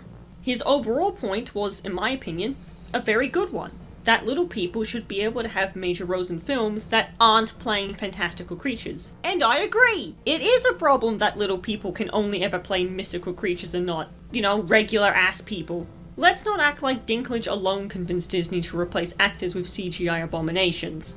I doubt Disney gives enough of a crap about something like that. And even if they did let Dinklage's comments affect the production of this movie, that just makes them seem like cowards who back down at the slightest bit of pushback. So people blaming Dinklage for what we got can go eat a poisoned apple, especially since we have no idea if his words encouraged Disney to do anything that they weren't already doing. Again, I do not completely agree with his words, but this is not his fault. Again, nuance. This isn't Twitter, people. We can have nuanced discussions about these things. Snow White pulls off an admittedly clever scheme to lure the guards away from John and the Pointless Bandits. Sounds like a wild band name. And this is the point where I feel the need to address something that really annoys me whenever Disney makes a remake of their princess movies. And that's their odd obsession with girl bossing them up without putting in the effort to make their girl bossing actually interesting. It's incredibly hard to discuss this topic without turning into one of those YouTubers who complain about, black elves or something, or sounding like my dad. So please forgive me if anything I say sounds bad. I love girl bosses. I adore them. I get lesbian crushes on them. Characters like Jessie from Pokemon or Captain Janeway give me life. Show me a woman who takes charge and kicks butt and I'm putty in your hands. Michael Burnham? Why, thank you! Sandy Cheeks? Gimme, gimme! But what I love about these female characters isn't just the fact that they're total badasses, though that's obviously a large part of it. I love female characters like this because they're flawed badasses. For instance, Jessie is a force of nature not to be reckoned with, but her stubbornness and quick temper hold her back and continuously get her into trouble. Prepare for trouble! No, I know I said the word trouble, but now's not the time for that. The problem with these girl bossified Disney princesses is that they just don't have any flaws they really have to overcome. With Snow White, it's hard to list any flaws at all for her. The movie attempts to present an arc where she has to learn to be brave in order to lead, but it doesn't really work because she's never shown to be anything but brave. She stands up to both the Queen and the Huntsman before she even meets the dwarfs. Because of that, she comes across as rather dull in a lot of her scenes. there's nothing to really root for. I can't cheer for her overcoming a flaw if she never has one to begin with. There's brief moments of girl bossification and flickers of a personality surrounded by nothing. And don't come to me saying that the OG Snow White had no personality either. We've already talked about this. That girl was sassy as hell. You must be grumpy. And she had a flaw in that she was painfully naive and trusted everyone, even people she definitely shouldn't have. A flaw that actually affects the plot and makes things worse for her. Something that this Snow White never has to deal with. When I see Snow White get cool moments like this, it feels hollow. This isn't Disney attempting to create a female character who's also a badass. It's their sad attempt at fixing what came before it. Remember that scene from Ralph Breaks the Internet that everyone loves? Hot take, this scene kind of pisses me off. It's just Disney bowing to the bad faith criticisms of their princess characters and crapping all over their classic works without offering any real commentary that you wouldn't just find in some random internet article written by people who haven't seen the movie in years. This is not Disney crafting a good female character for the sake of, providing a good female character. This is Disney, like the cowards they are, kowtowing to idiots on the internet in a desperate attempt to make us forget their mistakes, while never acknowledging their actual mistakes. Like, say, the native tribe in Peter Pan. Notice how Disney never really bothers to address their racism. They just shove it aside and pretend it never happened. Beyond slapping warnings before certain movies. They're just going after the easiest possible targets. Mind you, I understand that a lot of their racism in their old movies was simply unfortunate products of their time. Doesn't make them any less racist, of course. Some of these things are racist as but it was just a sad reflection of what was painfully common at the time. But Disney won't ever bring it up outside of those warnings because they are, like I said, cowards. Anyway, John takes an arrow to the shoulder. The rest of the bandits continue to prove how pointless they are. Doc heals him up despite being convinced that he killed the dude. I thought he was dead. Gee, would have been really cool if they had magical powers that were previously established in an early scene that Doc could use to heal him. That would be cool. Shame that never happened, huh? And they celebrate with a brief recreation of the Silly Song scene. If you want that famous scene of Dopey climbing onto Sneezy's shoulders to give Snow White a dance partner of proper height, go watch the original. They don't even attempt that here. Which is, of course, not inherently a problem, but they're really picking and choosing what they want to reference from the OG film. Methinks they're referencing only the stuff that they can easily recreate. Just a conspiracy, though. Instead, we get a love song between Snow White and John about how they're in love. Again, this song is fine. Doesn't really match the Silly Song that played just a moment ago, but it's fine. I appreciate the movie's attempts to give her love interest more interactions with her, but it still feels a bit rushed that they're suddenly in love now. I mean, Guy did take an arrow for her, so it's not like I can't believe it, but we go from bickering in most of their interactions to a deep and intimate love song. It comes right the heck out of nowhere and is arguably more abrupt than the romance in the original, which seems a little backwards to this movie's goals. Also, I can't go without mentioning that this song inexplicably contains a line where Snow White tells John to wake her up with a kiss.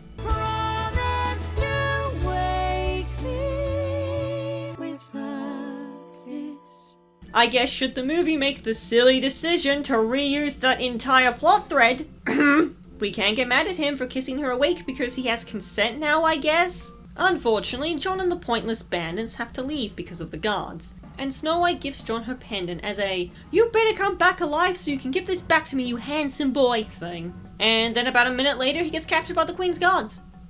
Well, that was quick!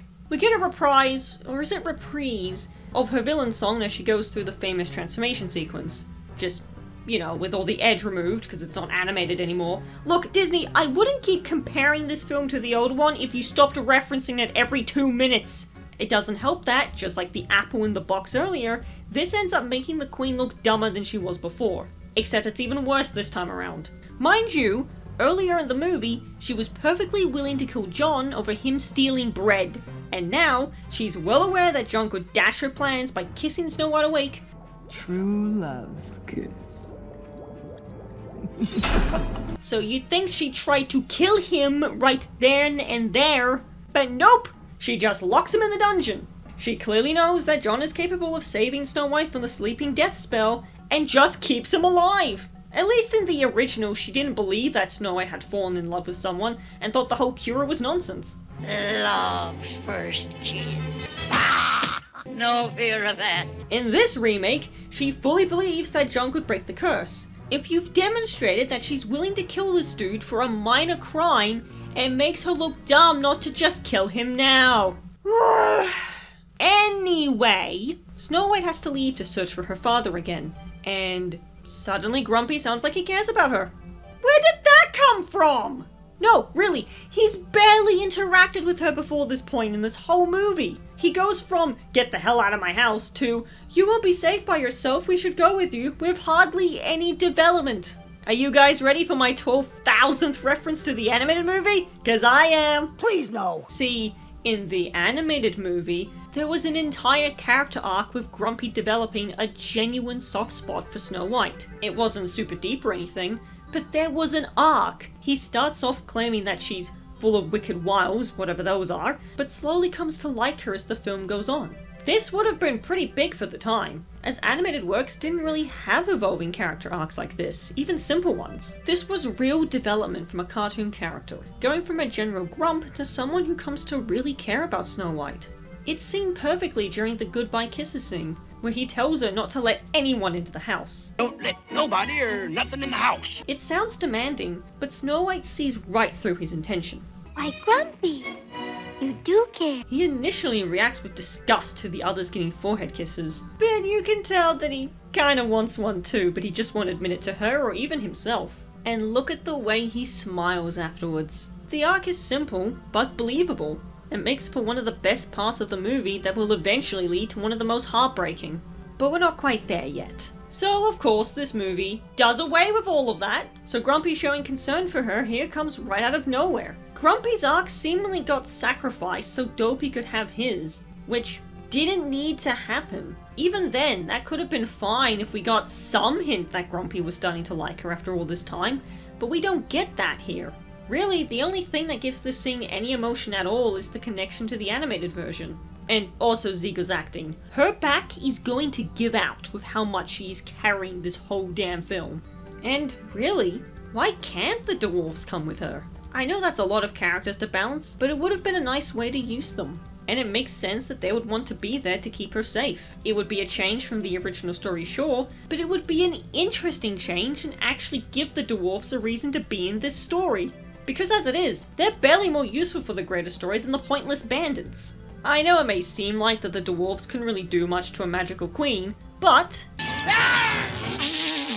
what's a queen gonna do against a guy who can summon hurricanes with just a little bit of pollen? Jokes aside, this reeks of a good, wasted opportunity.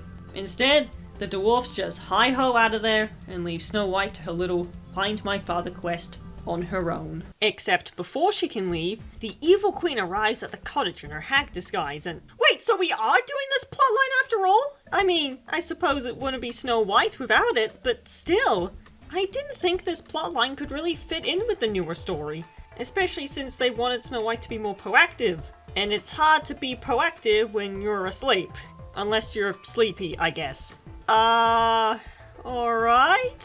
I have no idea where this could possibly be going at this point, but I won't say that I'm not curious. I suppose a movie making it impossible to guess what's gonna happen next is a good thing? So the Queen, disguised as the Hag, tells Snow White that John has been captured by the Queen, which isn't wrong, and shows off the pendant to prove it. That was a very fast firing of your Chekhov's gun there. She offers the apple as a supposed sign of generosity, and yeah, I don't get why Snow White bites into the apple here. The OG was pretty obvious as to why. The Queen told her that the apple would grant her greatest wish, and it took a lot of convincing to get Snow White to actually take the bite. Here, it's something about the generosity of her father. Not a terrible reason, but it leaves me questioning why Snow White is so willing to eat it right here and right now.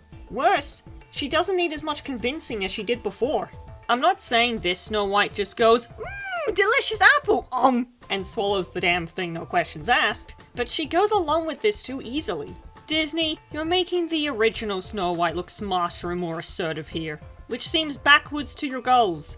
Again. The animals run off to fetch the dwarfs and Okay, I've already said this, but I think it bears repeating because this point is crucial. Had this movie gone down a totally new path, I would have just let it be its own thing. I wouldn't have even bothered with any of this. But it insists, over and over again, on sticking closely to the original work when it's convenient, and shoving in countless references to original music and imagery. You cannot use the excuse of, the movie is just trying something new, when it isn't. It's just repeating all the iconic scenes it can easily recreate so you can point at it and go, hey, this is something I recognize. Again, I do not blame anyone who falls for it.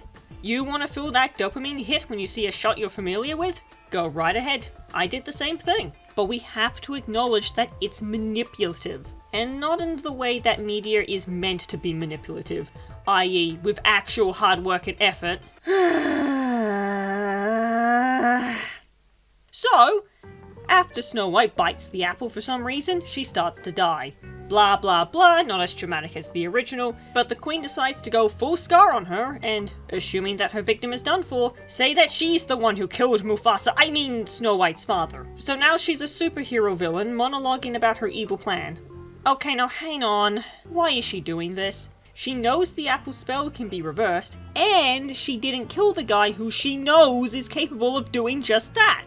If, pray tell, John manages to break out and kiss her awake, then Snow White is going to know precisely what you've done, you freaking moron! If she didn't know that John was capable of reversing the spell, I'd be a lot more forgiving. Then it's like you die knowing this horrible truth thing, like what Scar thought he was doing in Lion King. But the evil queen is literally just setting herself up for failure here, changing that one little detail, and making it so she isn't aware or doesn't believe it can be reversed would make this whole thing make sense. But as it is, it just doesn't! The dwarfs find Snow White believing her to be dead. We'll get deep into that in a bit. And wait, the queen returns to normal and goes right back to her mirror? The dwarfs don't get a chance to chase her off and kill her?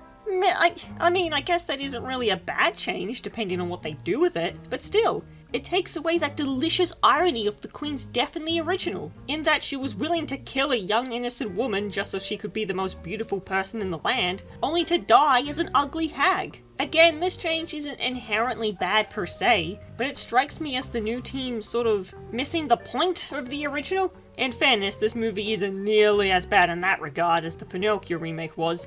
That film missed literally every single point, but it's still not good. So with all the real heirs seemingly dead and gone, the still unnamed evil queen can reign, no questions asked. With that, we get the funeral scene. If there is one scene in this movie that perfectly demonstrates why this remake just doesn't hit nearly as hard as the original, as a remake or as its own thing, it would be this one. This rant is going to be a lengthy one, so I hope you can stick with me for the whole thing. I mean, you could skip it if you want. I can't stop you, and I wouldn't even if I could. Skip ahead. Like I said, that's what the timestamps are for. But if you wish to keep listening, let me begin. I certainly hope you stick around though, because this is the point where I completely gave up on this remake. Not because it just bored me to death, but because it genuinely angers me. The original animated funeral scene is, well, it's brilliant.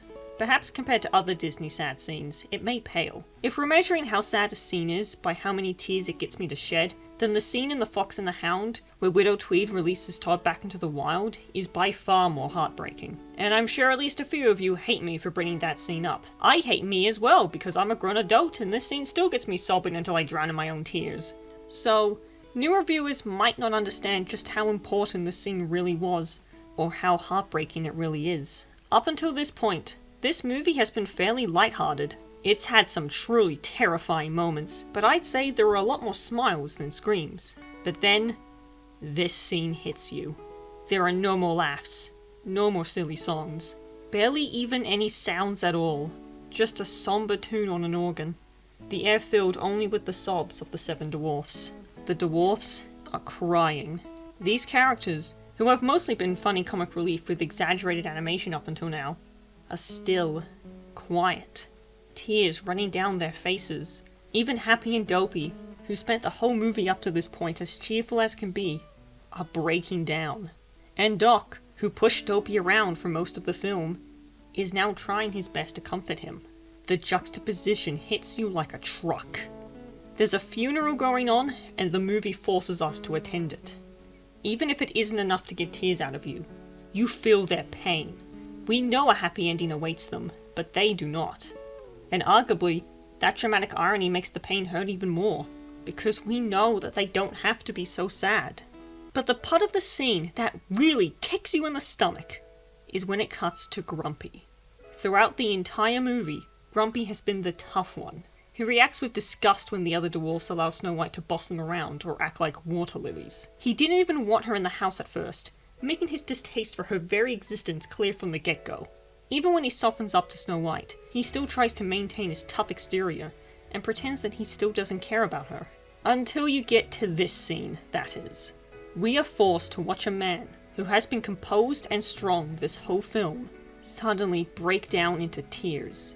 You can see him trying to resist it for a moment before he turns away, perhaps because he doesn't want the others to see him crying, or maybe because he can't stand to look at Snow White a moment longer. His arc comes full circle.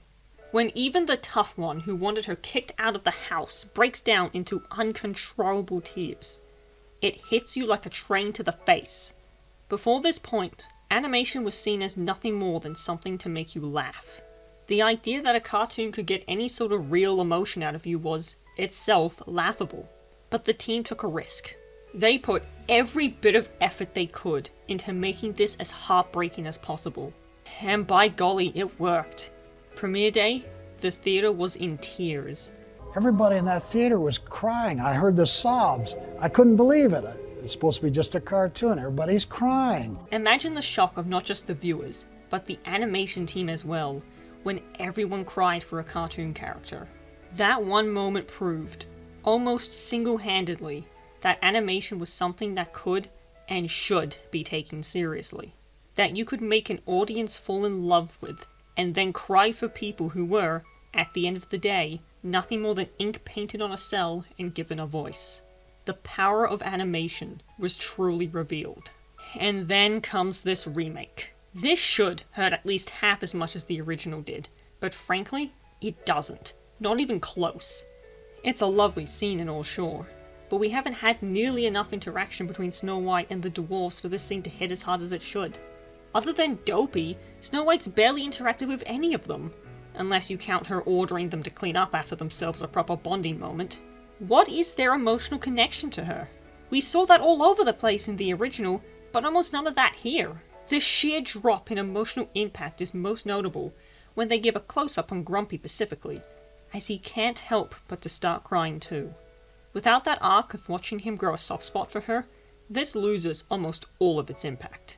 We're still watching the tough guy cry, yes, but it's no longer the conclusion to a simple but effective arc. It's just there. If anything, it leaves you confused as to why he suddenly cares about her so much. The close-up lets you know that you're supposed to feel something, but you don't.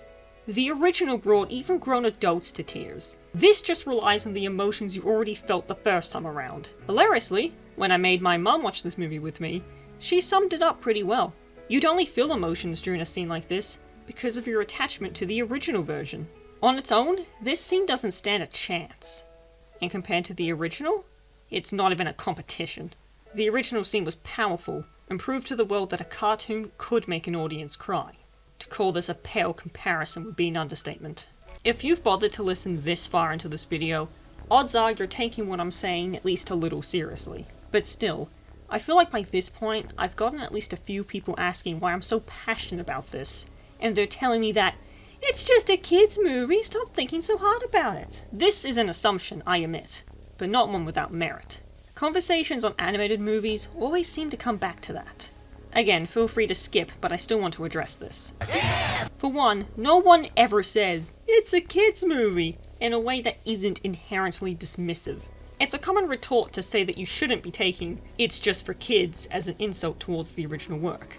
But frankly, I don't know how anyone could see it as anything but a disparaging remark. Saying that something is a kid's movie shouldn't be an insult, yes. But this kind of comment always comes with the implication that kids' movies are inherently worse and should be held to lower standards. The only context in which it's just a kids' movie would be even slightly acceptable would be if you see someone getting really mad at something like the Paw Patrol movie. And even then, I feel like the Paw Patrol movie deserves some credit for genuinely being better than it had to be. And the fact that I just revealed to you that I've seen the Paw Patrol movie despite having no children or little siblings of my own, and that I think it's actually pretty good for what it is, probably makes me sound incredibly silly. And you'd be right. The point is, it's just for kids is a horrible argument to make as a response to genuine criticism, and you know it. More importantly, this is horrifically dismissive of the hard work and effort put into the OG film. Walt Disney was not a perfect man. Oh, absolutely not! But he had a great philosophy when it came to this. They didn't make kids' films. They made family films. After all, what is a grown-up but a bigger kid? Over at our place, we're sure of just one thing. Everybody in the world was once a child. So when planning a new picture, we don't think of grown-ups and we don't think of children. But just of that fine, clean, unspoiled spot down deep in every one of us. So if anyone thinks the kids movie excuse is going to fly with me, it won't. Don't come at me insisting that the original is just a kids movie, especially if you're only saying it because it's animated. And even if it was just a kids movie, so what? The team behind it still cared to make it the best film it could possibly be. All the while with the belief that the movie was going to bomb hard, and the knowledge that it could potentially ruin their lives should it fail. Don't you dare dismiss all that effort and hard work that went into this movie by telling me that I shouldn't take it seriously because it's just a cartoon for kids. It's that kind of attitude that leads to crappy movies like this remake in the first place. John breaks out of the jail cell all by himself, because I guess having the dwarf save him will give them something to do and we can't have that! And he provides the love's first kiss that awakens her. Wait... Hold on, I thought we'd... What the... You son of a... I've been saying a lot over the course of this review, I've noticed. One commonly criticized element of the original movie is that the prince comes out of nowhere, kisses what he believes to be a corpse, and we rush into a happy ending. I do believe people read way too deeply into this, especially since I'm pretty sure this is meant to be a goodbye kiss and not a sweet I get to kiss her in death thing, but I also see why people have problems with it. And it's why it baffles me beyond belief that they did the same thing in this movie. Like, almost the exact same thing. The only difference is that the guy got some actual development this time. Oh, and isn't a prince anymore, because that changes a lot. After all that talk of Snow White being more independent and capable of saving herself, it seems strange that Disney included a rather infamous scene and has her require being saved by a man's kiss, just like in the infamous ending scene. Which one is it, Disney? Is the original Snow White a problematic movie that you should be embarrassed about? Or is it a brilliant piece of art that is practically perfect in every way? It can't be both, Disney. Pick one. After all that lip service about Snow White not being feminist enough or whatever, I didn't think Disney would bother with this scene. The prince showing up and kissing her awake was bad, was it not? Why are we just repeating it when it makes no sense in the grander story and adds very little? Especially since the OG film stopped pretty much immediately after this point, and here, we still have 15 minutes of film to go. I figured that surely they wouldn't have John do it, so maybe they'd pull a Frozen/Maleficent on us and go with the whole true love does not have to be romantic thing, and maybe Dopey kisses her hand or something and that revives her. But nope! Say whatever you might, this is basically just a repeat of the original. Except now, instead of her true love being a charming prince who sings her a beautiful serenade to let her know how much he loves her, it's a thief who spent most of his interactions with her being rather selfish and spending an entire song mocking her awful situation. This scene does not belong in the story they're attempting to tell, so why bother keeping it all but completely wholesale? Oh, I get it. You couldn't exclude this scene, could you? Even if it makes no sense and just serves to repeat the supposed problems that you had with the original work? Because if you did, or attempted some further reworking to the scene so it actually made sense, then it would be different, wouldn't it? And we can't have that, because if we made it different, then we'd be taking a risk, wouldn't we? And we certainly wouldn't want to be taking any serious risks now. Yeah, we'll cast a non-white woman to play the lead role. That's a risk. Never mind all the horrific backlash she's getting for no reason. We sure as hell won't be stepping in to help her. An actual original movie that even has queer content in it? Better make sure we barely advertise it so most people don't even know it exists. Taking big risks isn't what this company is about, after all.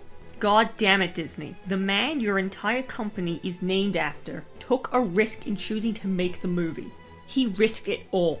If the movie bombed after all this time, the company, and probably his entire livelihood, would have been ruined. Gone. Forgotten. Why else do you think it had earned the nickname Disney's Folly? You could only make this damn remake because he and an entire team of fantastic writers, animators, voice actors, and composers all put their hearts and souls into a film that could have easily failed and ruined all of their lives. A film that changed animation as we know it. A film that proved that animation was something to take seriously. Without all of that, you wouldn't have a movie to remake in the first place. Hell, you wouldn't even have a company. You only became the entertainment chimera that you are because of their hard work and effort in the face of insurmountable odds.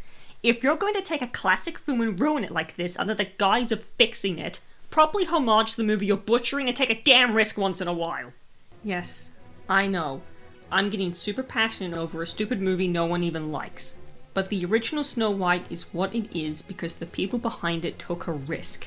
They did something different with nothing to fall back upon. Disney owns like a whole quarter of entertainment at this point. They can afford to take a risk or two.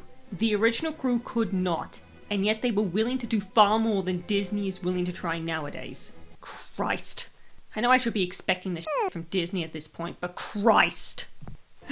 Alright, back to the damn movie. Sadly, despite the fact that we've only got about 15 minutes left, we're not slowing down. If anything, I only have more things to talk about that will require me to talk about them longer. In fact, we're approaching what might be my least favorite part of the whole movie. Oh yeah, we haven't even reached the worst part yet. Note that when I say that, I must admit I'm being rather subjective about it. I'm sure plenty of you didn't mind this at all, or probably even liked it. But I, personally, despised it. So forgive me as we move on. Snow White is, understandably, quite upset to find out that her father has actually been dead this whole time. But of course that means that as the king's daughter, she is the rightful heir to the throne. So she's gonna need a bit of encouragement before she leaves. We get a song because why not, and we get this. Let her try. We're not afraid. Not anymore. This plot development. Yes, as a sign of him overcoming his confidence issues or something, Dopey is suddenly able to talk. I'm not going to mince my words here. I hate this a lot, more than anything else in this entire movie. I'm sure you're wondering, why? What is it about this one moment that makes me angry above all else? And that's a fair question. The fairest question of them all, if you will. So allow me to answer it. There's something you need to know about me. I'm autistic. I'm sure plenty of you have managed to guess that already, but I've listened to it about, 30, 40, maybe 50 times by now? But yes, I am autistic. Low support needs, but terrible motor skills, extreme sensitivity to sound, easily overwhelmed, blah blah blah. How does this relate to the point about Dopey talking? Well, non-verbal people exist in the real world. While I am very obviously not non-verbal myself, many people who are non-verbal are also autistic. Dopey in the original was a completely non-verbal character. He never spoke a word. He screamed, he hiccuped, and that was it. Am I going to act like Dopey was great non-verbal representation? Of course not. His name is Dopey, for God's sake. Which, according to Google, means stupefied by a sleep or boy, that's not the right one. It means very foolish, idiotic. So, you know, not exactly complimentary. But, in his defense, he's not called Dopey because he doesn't talk. Remember, Mr. Disney originally was going to give him a voice before changing his mind. He's called Dopey because his behavior is very silly. And while he demonstrates a strange cleverness, he's clearly not the shiniest gem in the mine. But, when it came to his non-verbal nature, it's never treated as something bad. The closest you get is this line from Snow White. But never once in the whole movie does someone try to fix Dopey and make him talk. The other dwarfs know he doesn't talk and don't mind it. When they tease him or push him around, it's for his behavior, not the fact that he's non-verbal. When Happy explains it to Snow White, there's a bit of a teasing edge to it. He don't know. He never tried. But not in a way that feels cruel. Both of them are smiling. Even when Grumpy makes fun of him, the fact that Dopey doesn't talk is never brought up outside of Happy's 2 lines. In contrast to this movie, where Grumpy makes disparaging remarks about him, specifically about how he doesn't talk. What do you have to say about that? Now, Grumpy, you know Dopey doesn't talk. 'Cause he's a dope. Dopey is, for all intents and purposes, a disabled character. Hell, even in the 7D cartoon, he communicates entirely by whistle. Doc understands him perfectly. Someone swiped the soup! And sometimes his whistles have inflections and pitch changes that convey certain emotions. It's acknowledged once or twice, most notably in the episode Knick Knack Paddywhack. Like putting the one of us who doesn't talk on top? Yeah, that's a flaw. But otherwise, it is once again just treated as a perfectly normal thing. That's just how Dopey is, and there's never an attempt to fix him or teach him how to talk. In fact, the episode You Ain't Seen Nothing Getty, yes, that is the actual title, depicts his whistling as his voice. Grumpy. Doc, happy, sneezy, Sleepy. bashful. He gets this voice taken away from him just like the other dwarves. Except for Grumpy, because Season 2 had a major problem with giving him way too much to do. Even the 7D, a silly little cartoon meant to be something of a screwball comedy, understood this. I bring this up because while Dopey is far from perfect representation, there's one thing they ended up getting right. The fact that he doesn't need to change. He starts the movie nonverbal, and he ends the movie nonverbal. That never changes, nor do we get the feeling that it should. It's simply a part of who Dopey is, and certainly not the reason he's named what he's named. And then this movie comes along and ruins all of that. Now the fact that Dopey doesn't talk is suddenly a problem and we need to fix it. We can't just have it so he learns to talk through whistling or playing music. No, no, no, that's not good enough. We have to open his damn mouth and words better come out. That's the only real way to communicate after all. Wanna know why I bothered bringing up the fact that I'm autistic? Because autism is a disability, believe it or not, and thus I am a disabled person. And I don't appreciate taking what was essentially a disabled character and curing him of that disability through nothing more than a "you just gotta believe in yourself" mantra. This kind of ableist garbage belongs in the 90s, not the mid-2020s. Toy Story 4 had a similar plot development that pissed me off, where Gabby Gabby's voice box is broken and doesn't work right, so she gets it fixed, via mutilating Woody by the way, so she can be liked by this one girl. While that plan does fail, another girl comes along and takes her in after pulling her string and hearing her voice box work perfectly, with the ugly implication that if Gabby Gabby didn't fix her defect, she wouldn't have been adopted by this girl. And don't come to me telling me, "Oh, well, we don't know that, maybe she would have adopted her anyway." But that's not what the movie shows us. The movie shows the kid pulling the string, hearing the voice box, and deciding to adopt her. The whole thing just carries the horrific implication that if Gabby Gabby didn't fix herself, then she wasn't worthy of being adopted. It pissed me off then, and it pisses me off now. Disabled people have been complaining about this whole "we need to fix you" nonsense for years and years now, and yet companies keep doing this. To do all of that to Dopey, a character who many found endearing not despite his lack of speech, but partially because of it, makes this extra insulting. From the bottom of my heart, fuck you. And before anyone says anything, yes, I know Dopey has talked in other media before. I didn't really like it when they did it either. Dopey, in my opinion, should stay a nonverbal character no matter what. But at least the other works didn't trample all over the original movie on top of doing this crap. On the bright side, now that that rant is over, everything is relatively smooth sailing from here on out. Snow White goes to confront the evil queen! Sans the dwarfs, because why would we bother giving actual plot relevance to the characters who originally took up half the damn title? This main climax leaves me more disappointed and frustrated than upset, because it truly could have been amazing. See, one of my bigger worries would be that they turn Snow White into something more like Mulan and have her take over the kingdom in some big battle or something. But no. Here, they remember Snow White's most important virtue, her kindness. The people recognize her as the true leader and back her up. When Snow White is given an opportunity to just kill the evil queen right then and there, she doesn't take it because that is not the person she is. When the queen's guards are ordered to take her out, Snow White does not fight back with some epic combat skill she pulls out of nowhere. She appeals to them by calling them by name, telling them what she still remembers about them, showing that she still cares about them as people and not as an army. She wins not with her fists, but with her heart. As she should. When I first watched this, I was surprised to find that I actually kind of liked it. But thinking about it after watching the movie, while I don't necessarily dislike it, I feel like it could have been so much more. This could have been so much more powerful with just a few changes. We should have gotten scenes where, perhaps as a child before the Queen takes over, we saw Snow White really interacting with these people, even if just briefly. We kinda get that in the opening number, but not really. Let's see this guy as a baker first. Have Snow White really get to know him. Then, when we hear her call him by his real name, we remember the name from earlier and it hits a lot harder. The opening number could have been used to establish who these guards are, but right now these characters seem to show up out of nowhere with backstories all ready to go. Or, even better, this could have been the huntsman she was talking to, which would also give him a little extra to do as well, and a name to boot. It's so close. It's so freaking close. But it's missing a few key ingredients.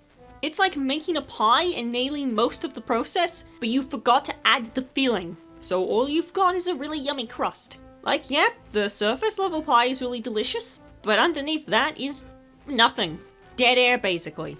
It doesn't help that I'm still not sure what Snow White's arc here was meant to be. There are two possible paths for them to go down in order for this climax to really hit hard here. Either Snow White has to learn to be brave, or she has to learn to be a great leader. But neither arc really works here. She can't learn to be brave, she's literally talking back to the Queen within the first act. And she can't learn to be a good leader either because she demonstrates already having those skills right out the gate during Whistle While You Work. Either she has the leadership skills but has to get the courage to use them, or she can stand up to the Queen already but needs to learn how to be a good leader to do anything with it. I don't think a static character is inherently a problem as long as they're written well, but there's clearly meant to be an arc of some sort. We had a whole song about it, even if that song didn't exactly make things clear. The original had an entire arc with Grumpy, so this movie shouldn't be failing at its one singular goal. And, because she seemingly had the ability to do this all along, it ends up raising the question as to why she never even attempted this earlier. After all, the townspeople follow her more or less immediately. There was no reason this had to wait. But obviously the Queen won't take that line down, so she tries to stab her anyway. But Snow White is saved by... Crossbow Guy. Crossbow Guy?! Wait, so you wanted Snow White to be a strong female character who didn't need to be saved by a man, only for her life to be saved by a man. Twice! Including a man who before this point was depicted as nothing more than comedic relief! And before anyone says anything, no, this does not give the Pointless Bandits a point. First off, this is only one of them out of 6. The other 5 are still entirely pointless. Second off, anyone could have knocked the dagger out of the Queen's hand. Even the dwarves. Wait, why wasn't it the dwarves? Sure, that'd still be her being saved by a man regardless of which one it was, but at least it would be a man who she had an actual bond with. It could have been Dopey, showing how capable he really is. Or Grumpy, to show his arc of growing a soft spot for her. Or, hell, make it Bashful and there's a whole thing about him overcoming his fears or whatever. An arc coming out of thin air like that would have been better than shoehorning in some use for a group of characters that could have and should have been cut. Everyone overthrows the Queen, the dwarves show up and pretend that they actually have something to do here, and the evil Queen confronts her magic mirror. Then the mirror drops the info that the reason why Snow White's the fairest instead of her is because of Snow White's inner beauty. That being her kindness and gentleness and selflessness. On the surface, this makes perfect sense with the evidence we have been presented. Then you think about it for a couple of minutes and this whole story falls apart at the seams. The idea that Snow White is the fairest due to inner beauty is far from a new idea. Even in the original, that's what's implied and has been a common theory for decades now. The issue is that Snow White's outer beauty has to factor into the ranking to some extent, because otherwise the Queen's story makes no sense. Her entire motivation is driven by vanity. She wants to be the prettiest person in the land and is willing to kill to get that honor. Even second place is not good enough for her. That story only works when the mirror dubs her the fairest at first, implying that the Queen is the one in second place. But if, in this version, the ranking is dictated by inner beauty instead of outer beauty, or at least inner beauty has much more weight in that calculation, then this implies that the evil Queen is the second nicest person in the land, which obviously she is not. How did you manage to take a story as simplistic as this and add a plot hole this big? If you thought the original story had some outdated and sexist tropes, fair enough. But you have to change the Queen's motivation for this to make any sort of sense. Just change it so she wants power or something and Snow White risks taking that away from her. It's a simple motivation, but it works. Oh, wait. That would be one change too many. Right, of course. On the plus side, they give the Queen a surprisingly violent death. She shatters the magic mirror in a fit of rage and it basically turns her into an eyeless statue made of broken glass and then sucks her in speck by speck. Hey, I can always appreciate an overly violent villain death in a Disney film. It's no Clayton gets hanged by some vines or Sykes gets blown the hell up by a speeding train. But it's still pretty horrific. This isn't a joke, by the way. I actually love how unnerving this death is. It's the one bit of classic Disney traumatizing the kiddos at home that's in the whole movie. Does it make much sense? Not really. But I'm willing to deal with something that doesn't make a whole lot of sense if it gets a good emotion out of me. In this case, Tara! With only a couple minutes to go, it's time to wrap things up, and thank God. Snow White becomes the proper leader of the kingdom, she marries John, thus making him a prince, so what was the point of making him not a prince in the first place? We find out that Dopey was the narrator the whole time, because f*** you. We get a reprise of the opening number while they try to convince us that the dwarfs and the pointless bandits actually did something, and the movie finally ends. If the past, 20,000 words haven't convinced you enough, I do not like this remake at all. It sucks, plain and simple. As we have reached the end, I must summarize my points to the best of my ability, in case you wanted to skip the past couple of hours and just get the TLDR on my thoughts. I don't know why you would, but more power to you. I'm not going to judge you for your watching habits. Let's break down my major points, shall we? Let's start with all the nostalgia baiting, because frankly, it's probably the least of this movie's problems. A reoccurring problem with the movie is that it can't seem to dedicate itself to being an original retelling, along the lines of Jungle Book, Maleficent, or even Dumbo. If it was able to be a mostly new story with just a few callbacks thrown in, I'd accept it. For instance, if they really leaned into the take the kingdom back plot and avoided most of the usual story beats, but kept the dwarfs' names and traits the same, that would have been cool. And if this movie was a wholly original retelling, I would have left it alone. This monster of a video only exists because it isn't that.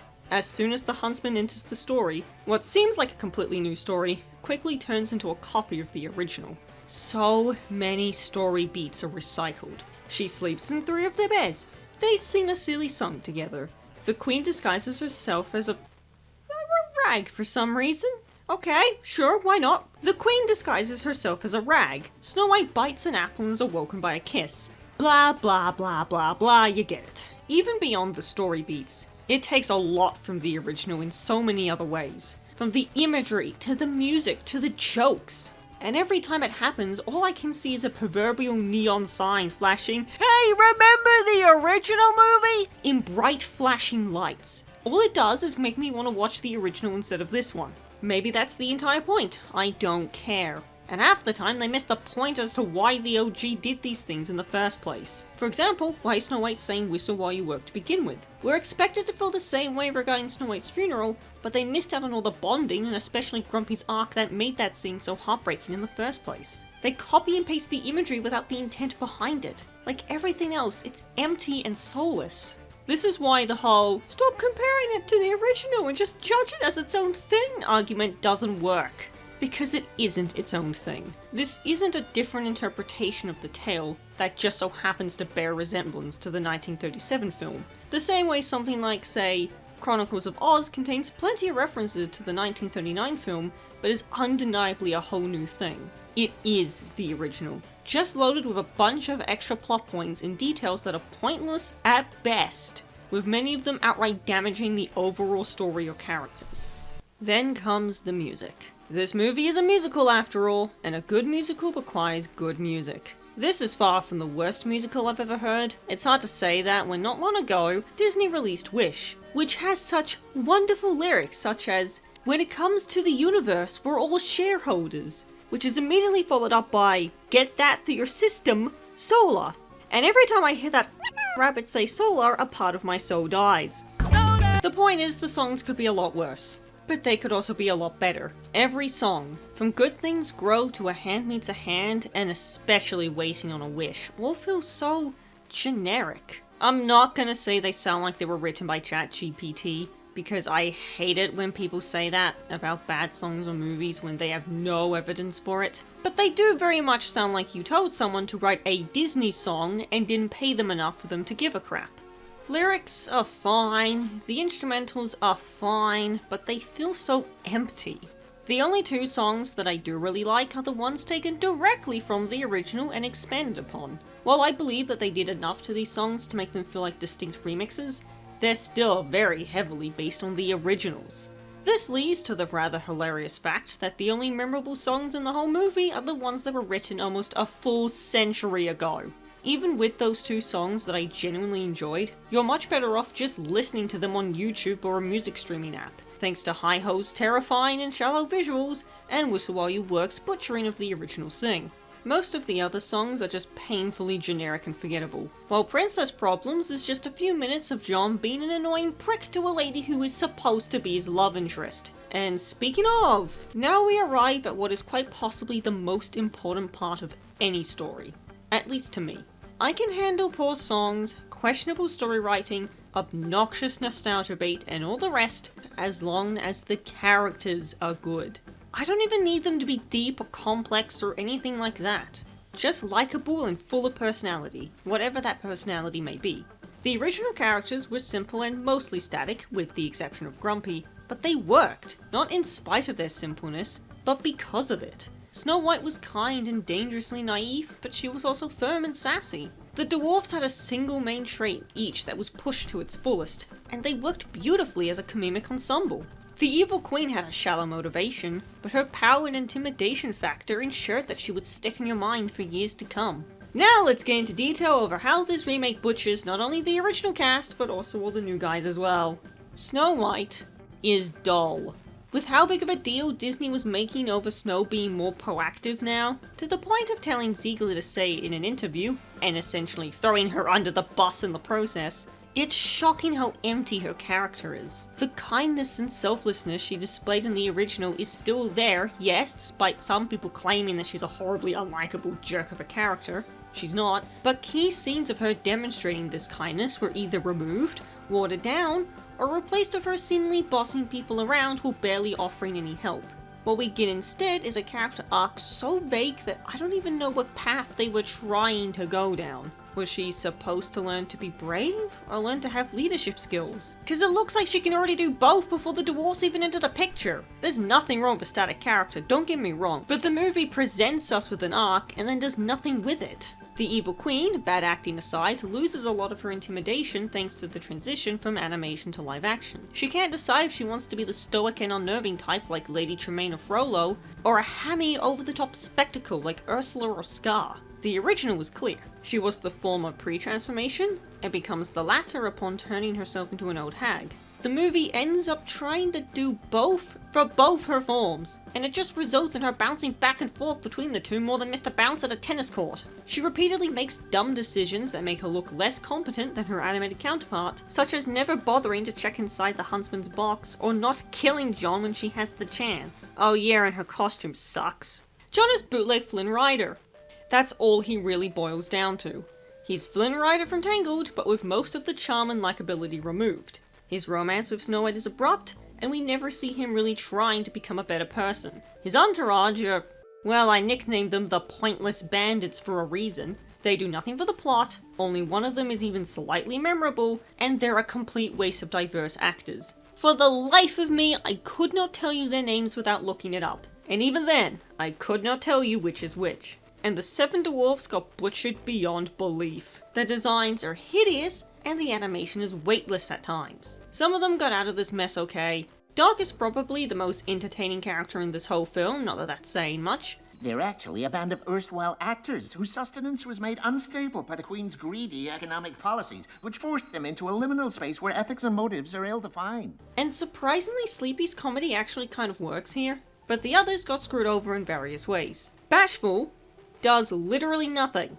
Sneezy's comedy was horribly nerfed, and no offense to the voice actor here because it's definitely the fault of the voice directing, but his voice is really annoying. It's time to dance! Happy is the victim of some particularly uncanny expressions. Grumpy's entire arc was removed, and Dopey, not only did they give him a complete personality overhaul to make him act more like Bashful than, you know, Dopey, but his arc turns the other dwarfs into bullies. Oh yeah, and having him talk near the end after overcoming his confidence issues or whatever reeks of ableist nonsense. Worse, they hardly affect the plot at all.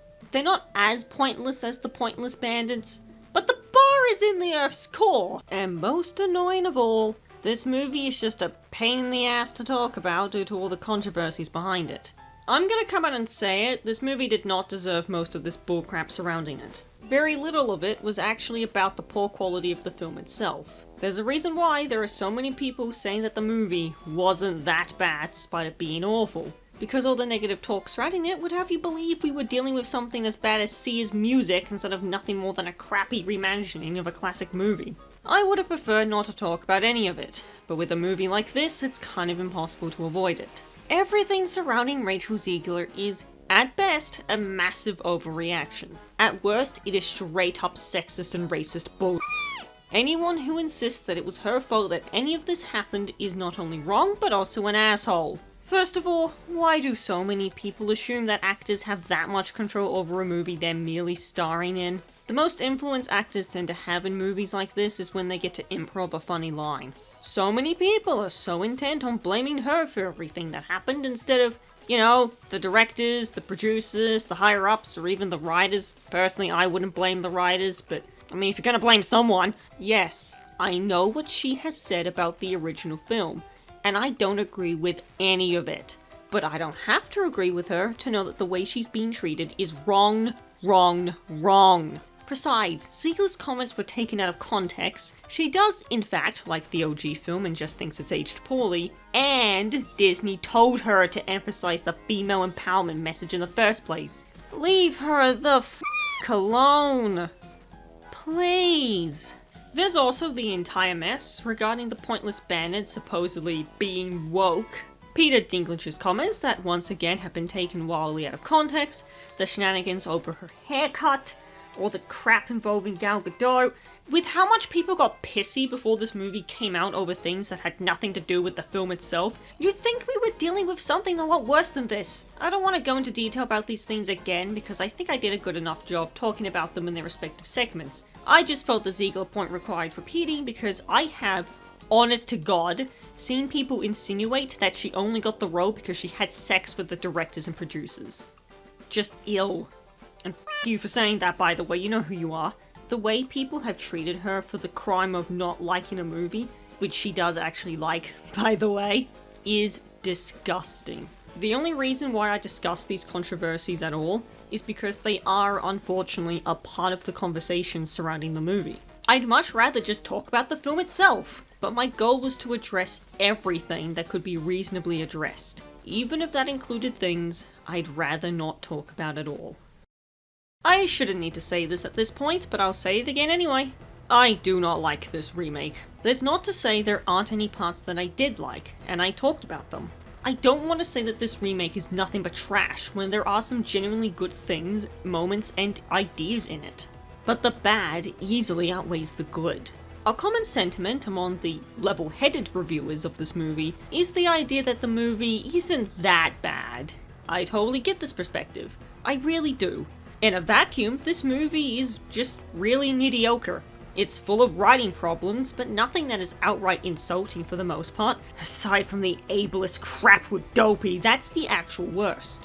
Other than that, what do we have? Pointless characters, underbaked subplots, confusing arcs, occasional plot holes, forgettable music? Really, nothing that would make it stand out from the other bad movies of its ilk. But this movie isn't in a vacuum, is it? No work of art is. In fact, this couldn't exist in a vacuum. The only reason why it's even able to exist in the first place is because of the 1937 animated movie. And this is why this movie brings out so much frustration and anger out of me. This is why I consider this my least favourite of the live-action remakes by far, and probably always will, even though I believe that movies like Pinocchio or Lion King are objectively worse products. The original 1937 film is a masterpiece on every level. The animation is breathtaking, the characters are simple but full of personality, the scary moments are nightmare-inducing, and the funeral scene does a fantastic job at ripping out your heart. But it isn't just the astounding quality of the film that makes it so special. It was made by a large group of people who put their hearts and souls into the biggest risk they could have possibly taken. They hit problem after problem after problem. The budget swelled beyond anything they could imagine. Many people give credit to Walt Disney for taking this massive risk, but that ignores all the other people who worked themselves half to death trying to get this movie finished. To give you an idea of how much work was put towards it, according to this documentary, they made 1,500 different shades of ink and paint for the 1 million drawings that were done for this movie. In all, 1,500 separate shades were used to paint the 1 million drawings used to create Snow White and the Seven Dwarfs. 1 million. Let that number sink in for a moment. Each of these frames had to be drawn by hand, and then inked by hand, and then painted by hand, with ink that was produced by hand. And because of all that hard work and effort, this company can exist in the first place. If they never had the guts to make a feature-length film, they'd probably be known as nothing more than that company that makes the cute little cartoons, if they were even still around. Think about all your favorite Disney movies. Cinderella, Dumbo, Bambi, Encanto, Lilo and Stitch, Sleeping Beauty, The Great Mouse Detective, The Emperor's New Groove, The Lion King, Beauty and the Beast, The Princess and the Frog, Atlantis the Lost Empire, Moana, need I go on? Not to mention all of Pixar's affairs, and the fact that DreamWorks only exists specifically because someone wanted to spite Disney. Think about all of that. The only reason any of that exists at all is because of Snow White. No, actually, that's not accurate. It's only because of all the hard work and effort that went into creating a masterpiece that easily could have bombed and turned them all into a laughingstock living on the streets. Then Disney comes along and decides it needs to be fixed. I won't act like the OG Snow White was literal perfection, and some parts of it have in fact aged kinda poorly. But this remake is just an insult. Imagine looking at all that hard work and deciding, nope, it's not good enough. We gotta fix it. And by fix it, I of course mean putting in a bunch of pointless fluff, f***ing over Rachel Ziegler because you can't be asked to step in to help her, creating some truly uncanny CGI dwarfs, and shoving in as many references to the original as possible in a poor attempt to make us remember the times when people who aren't around anymore put their livelihoods on the line to ensure that animation could be taken seriously. They can't even do the bare minimum and take a f***ing risk. Sprinkle in a plot thread implying that Dopey's non-verbal nature was something abnormal that needed to be fixed, and you've got a movie that was seemingly designed to piss me off as much as possible. If you have one takeaway from this video, let it be this. The original was a beautiful work of art that deserves all the praise that it gets, not just for its own qualities in a vacuum, but also all the effort and love that went into it, and that this remake contains none of that. The original was made not just for potential gains, but also to further the medium and prove that it should be taken seriously. Not like this hunk of junk. Disney, I tell you to do better, but let's be honest, at this rate, you won't. Now stop disrespecting your own fucking legacy and actually take a damn risk.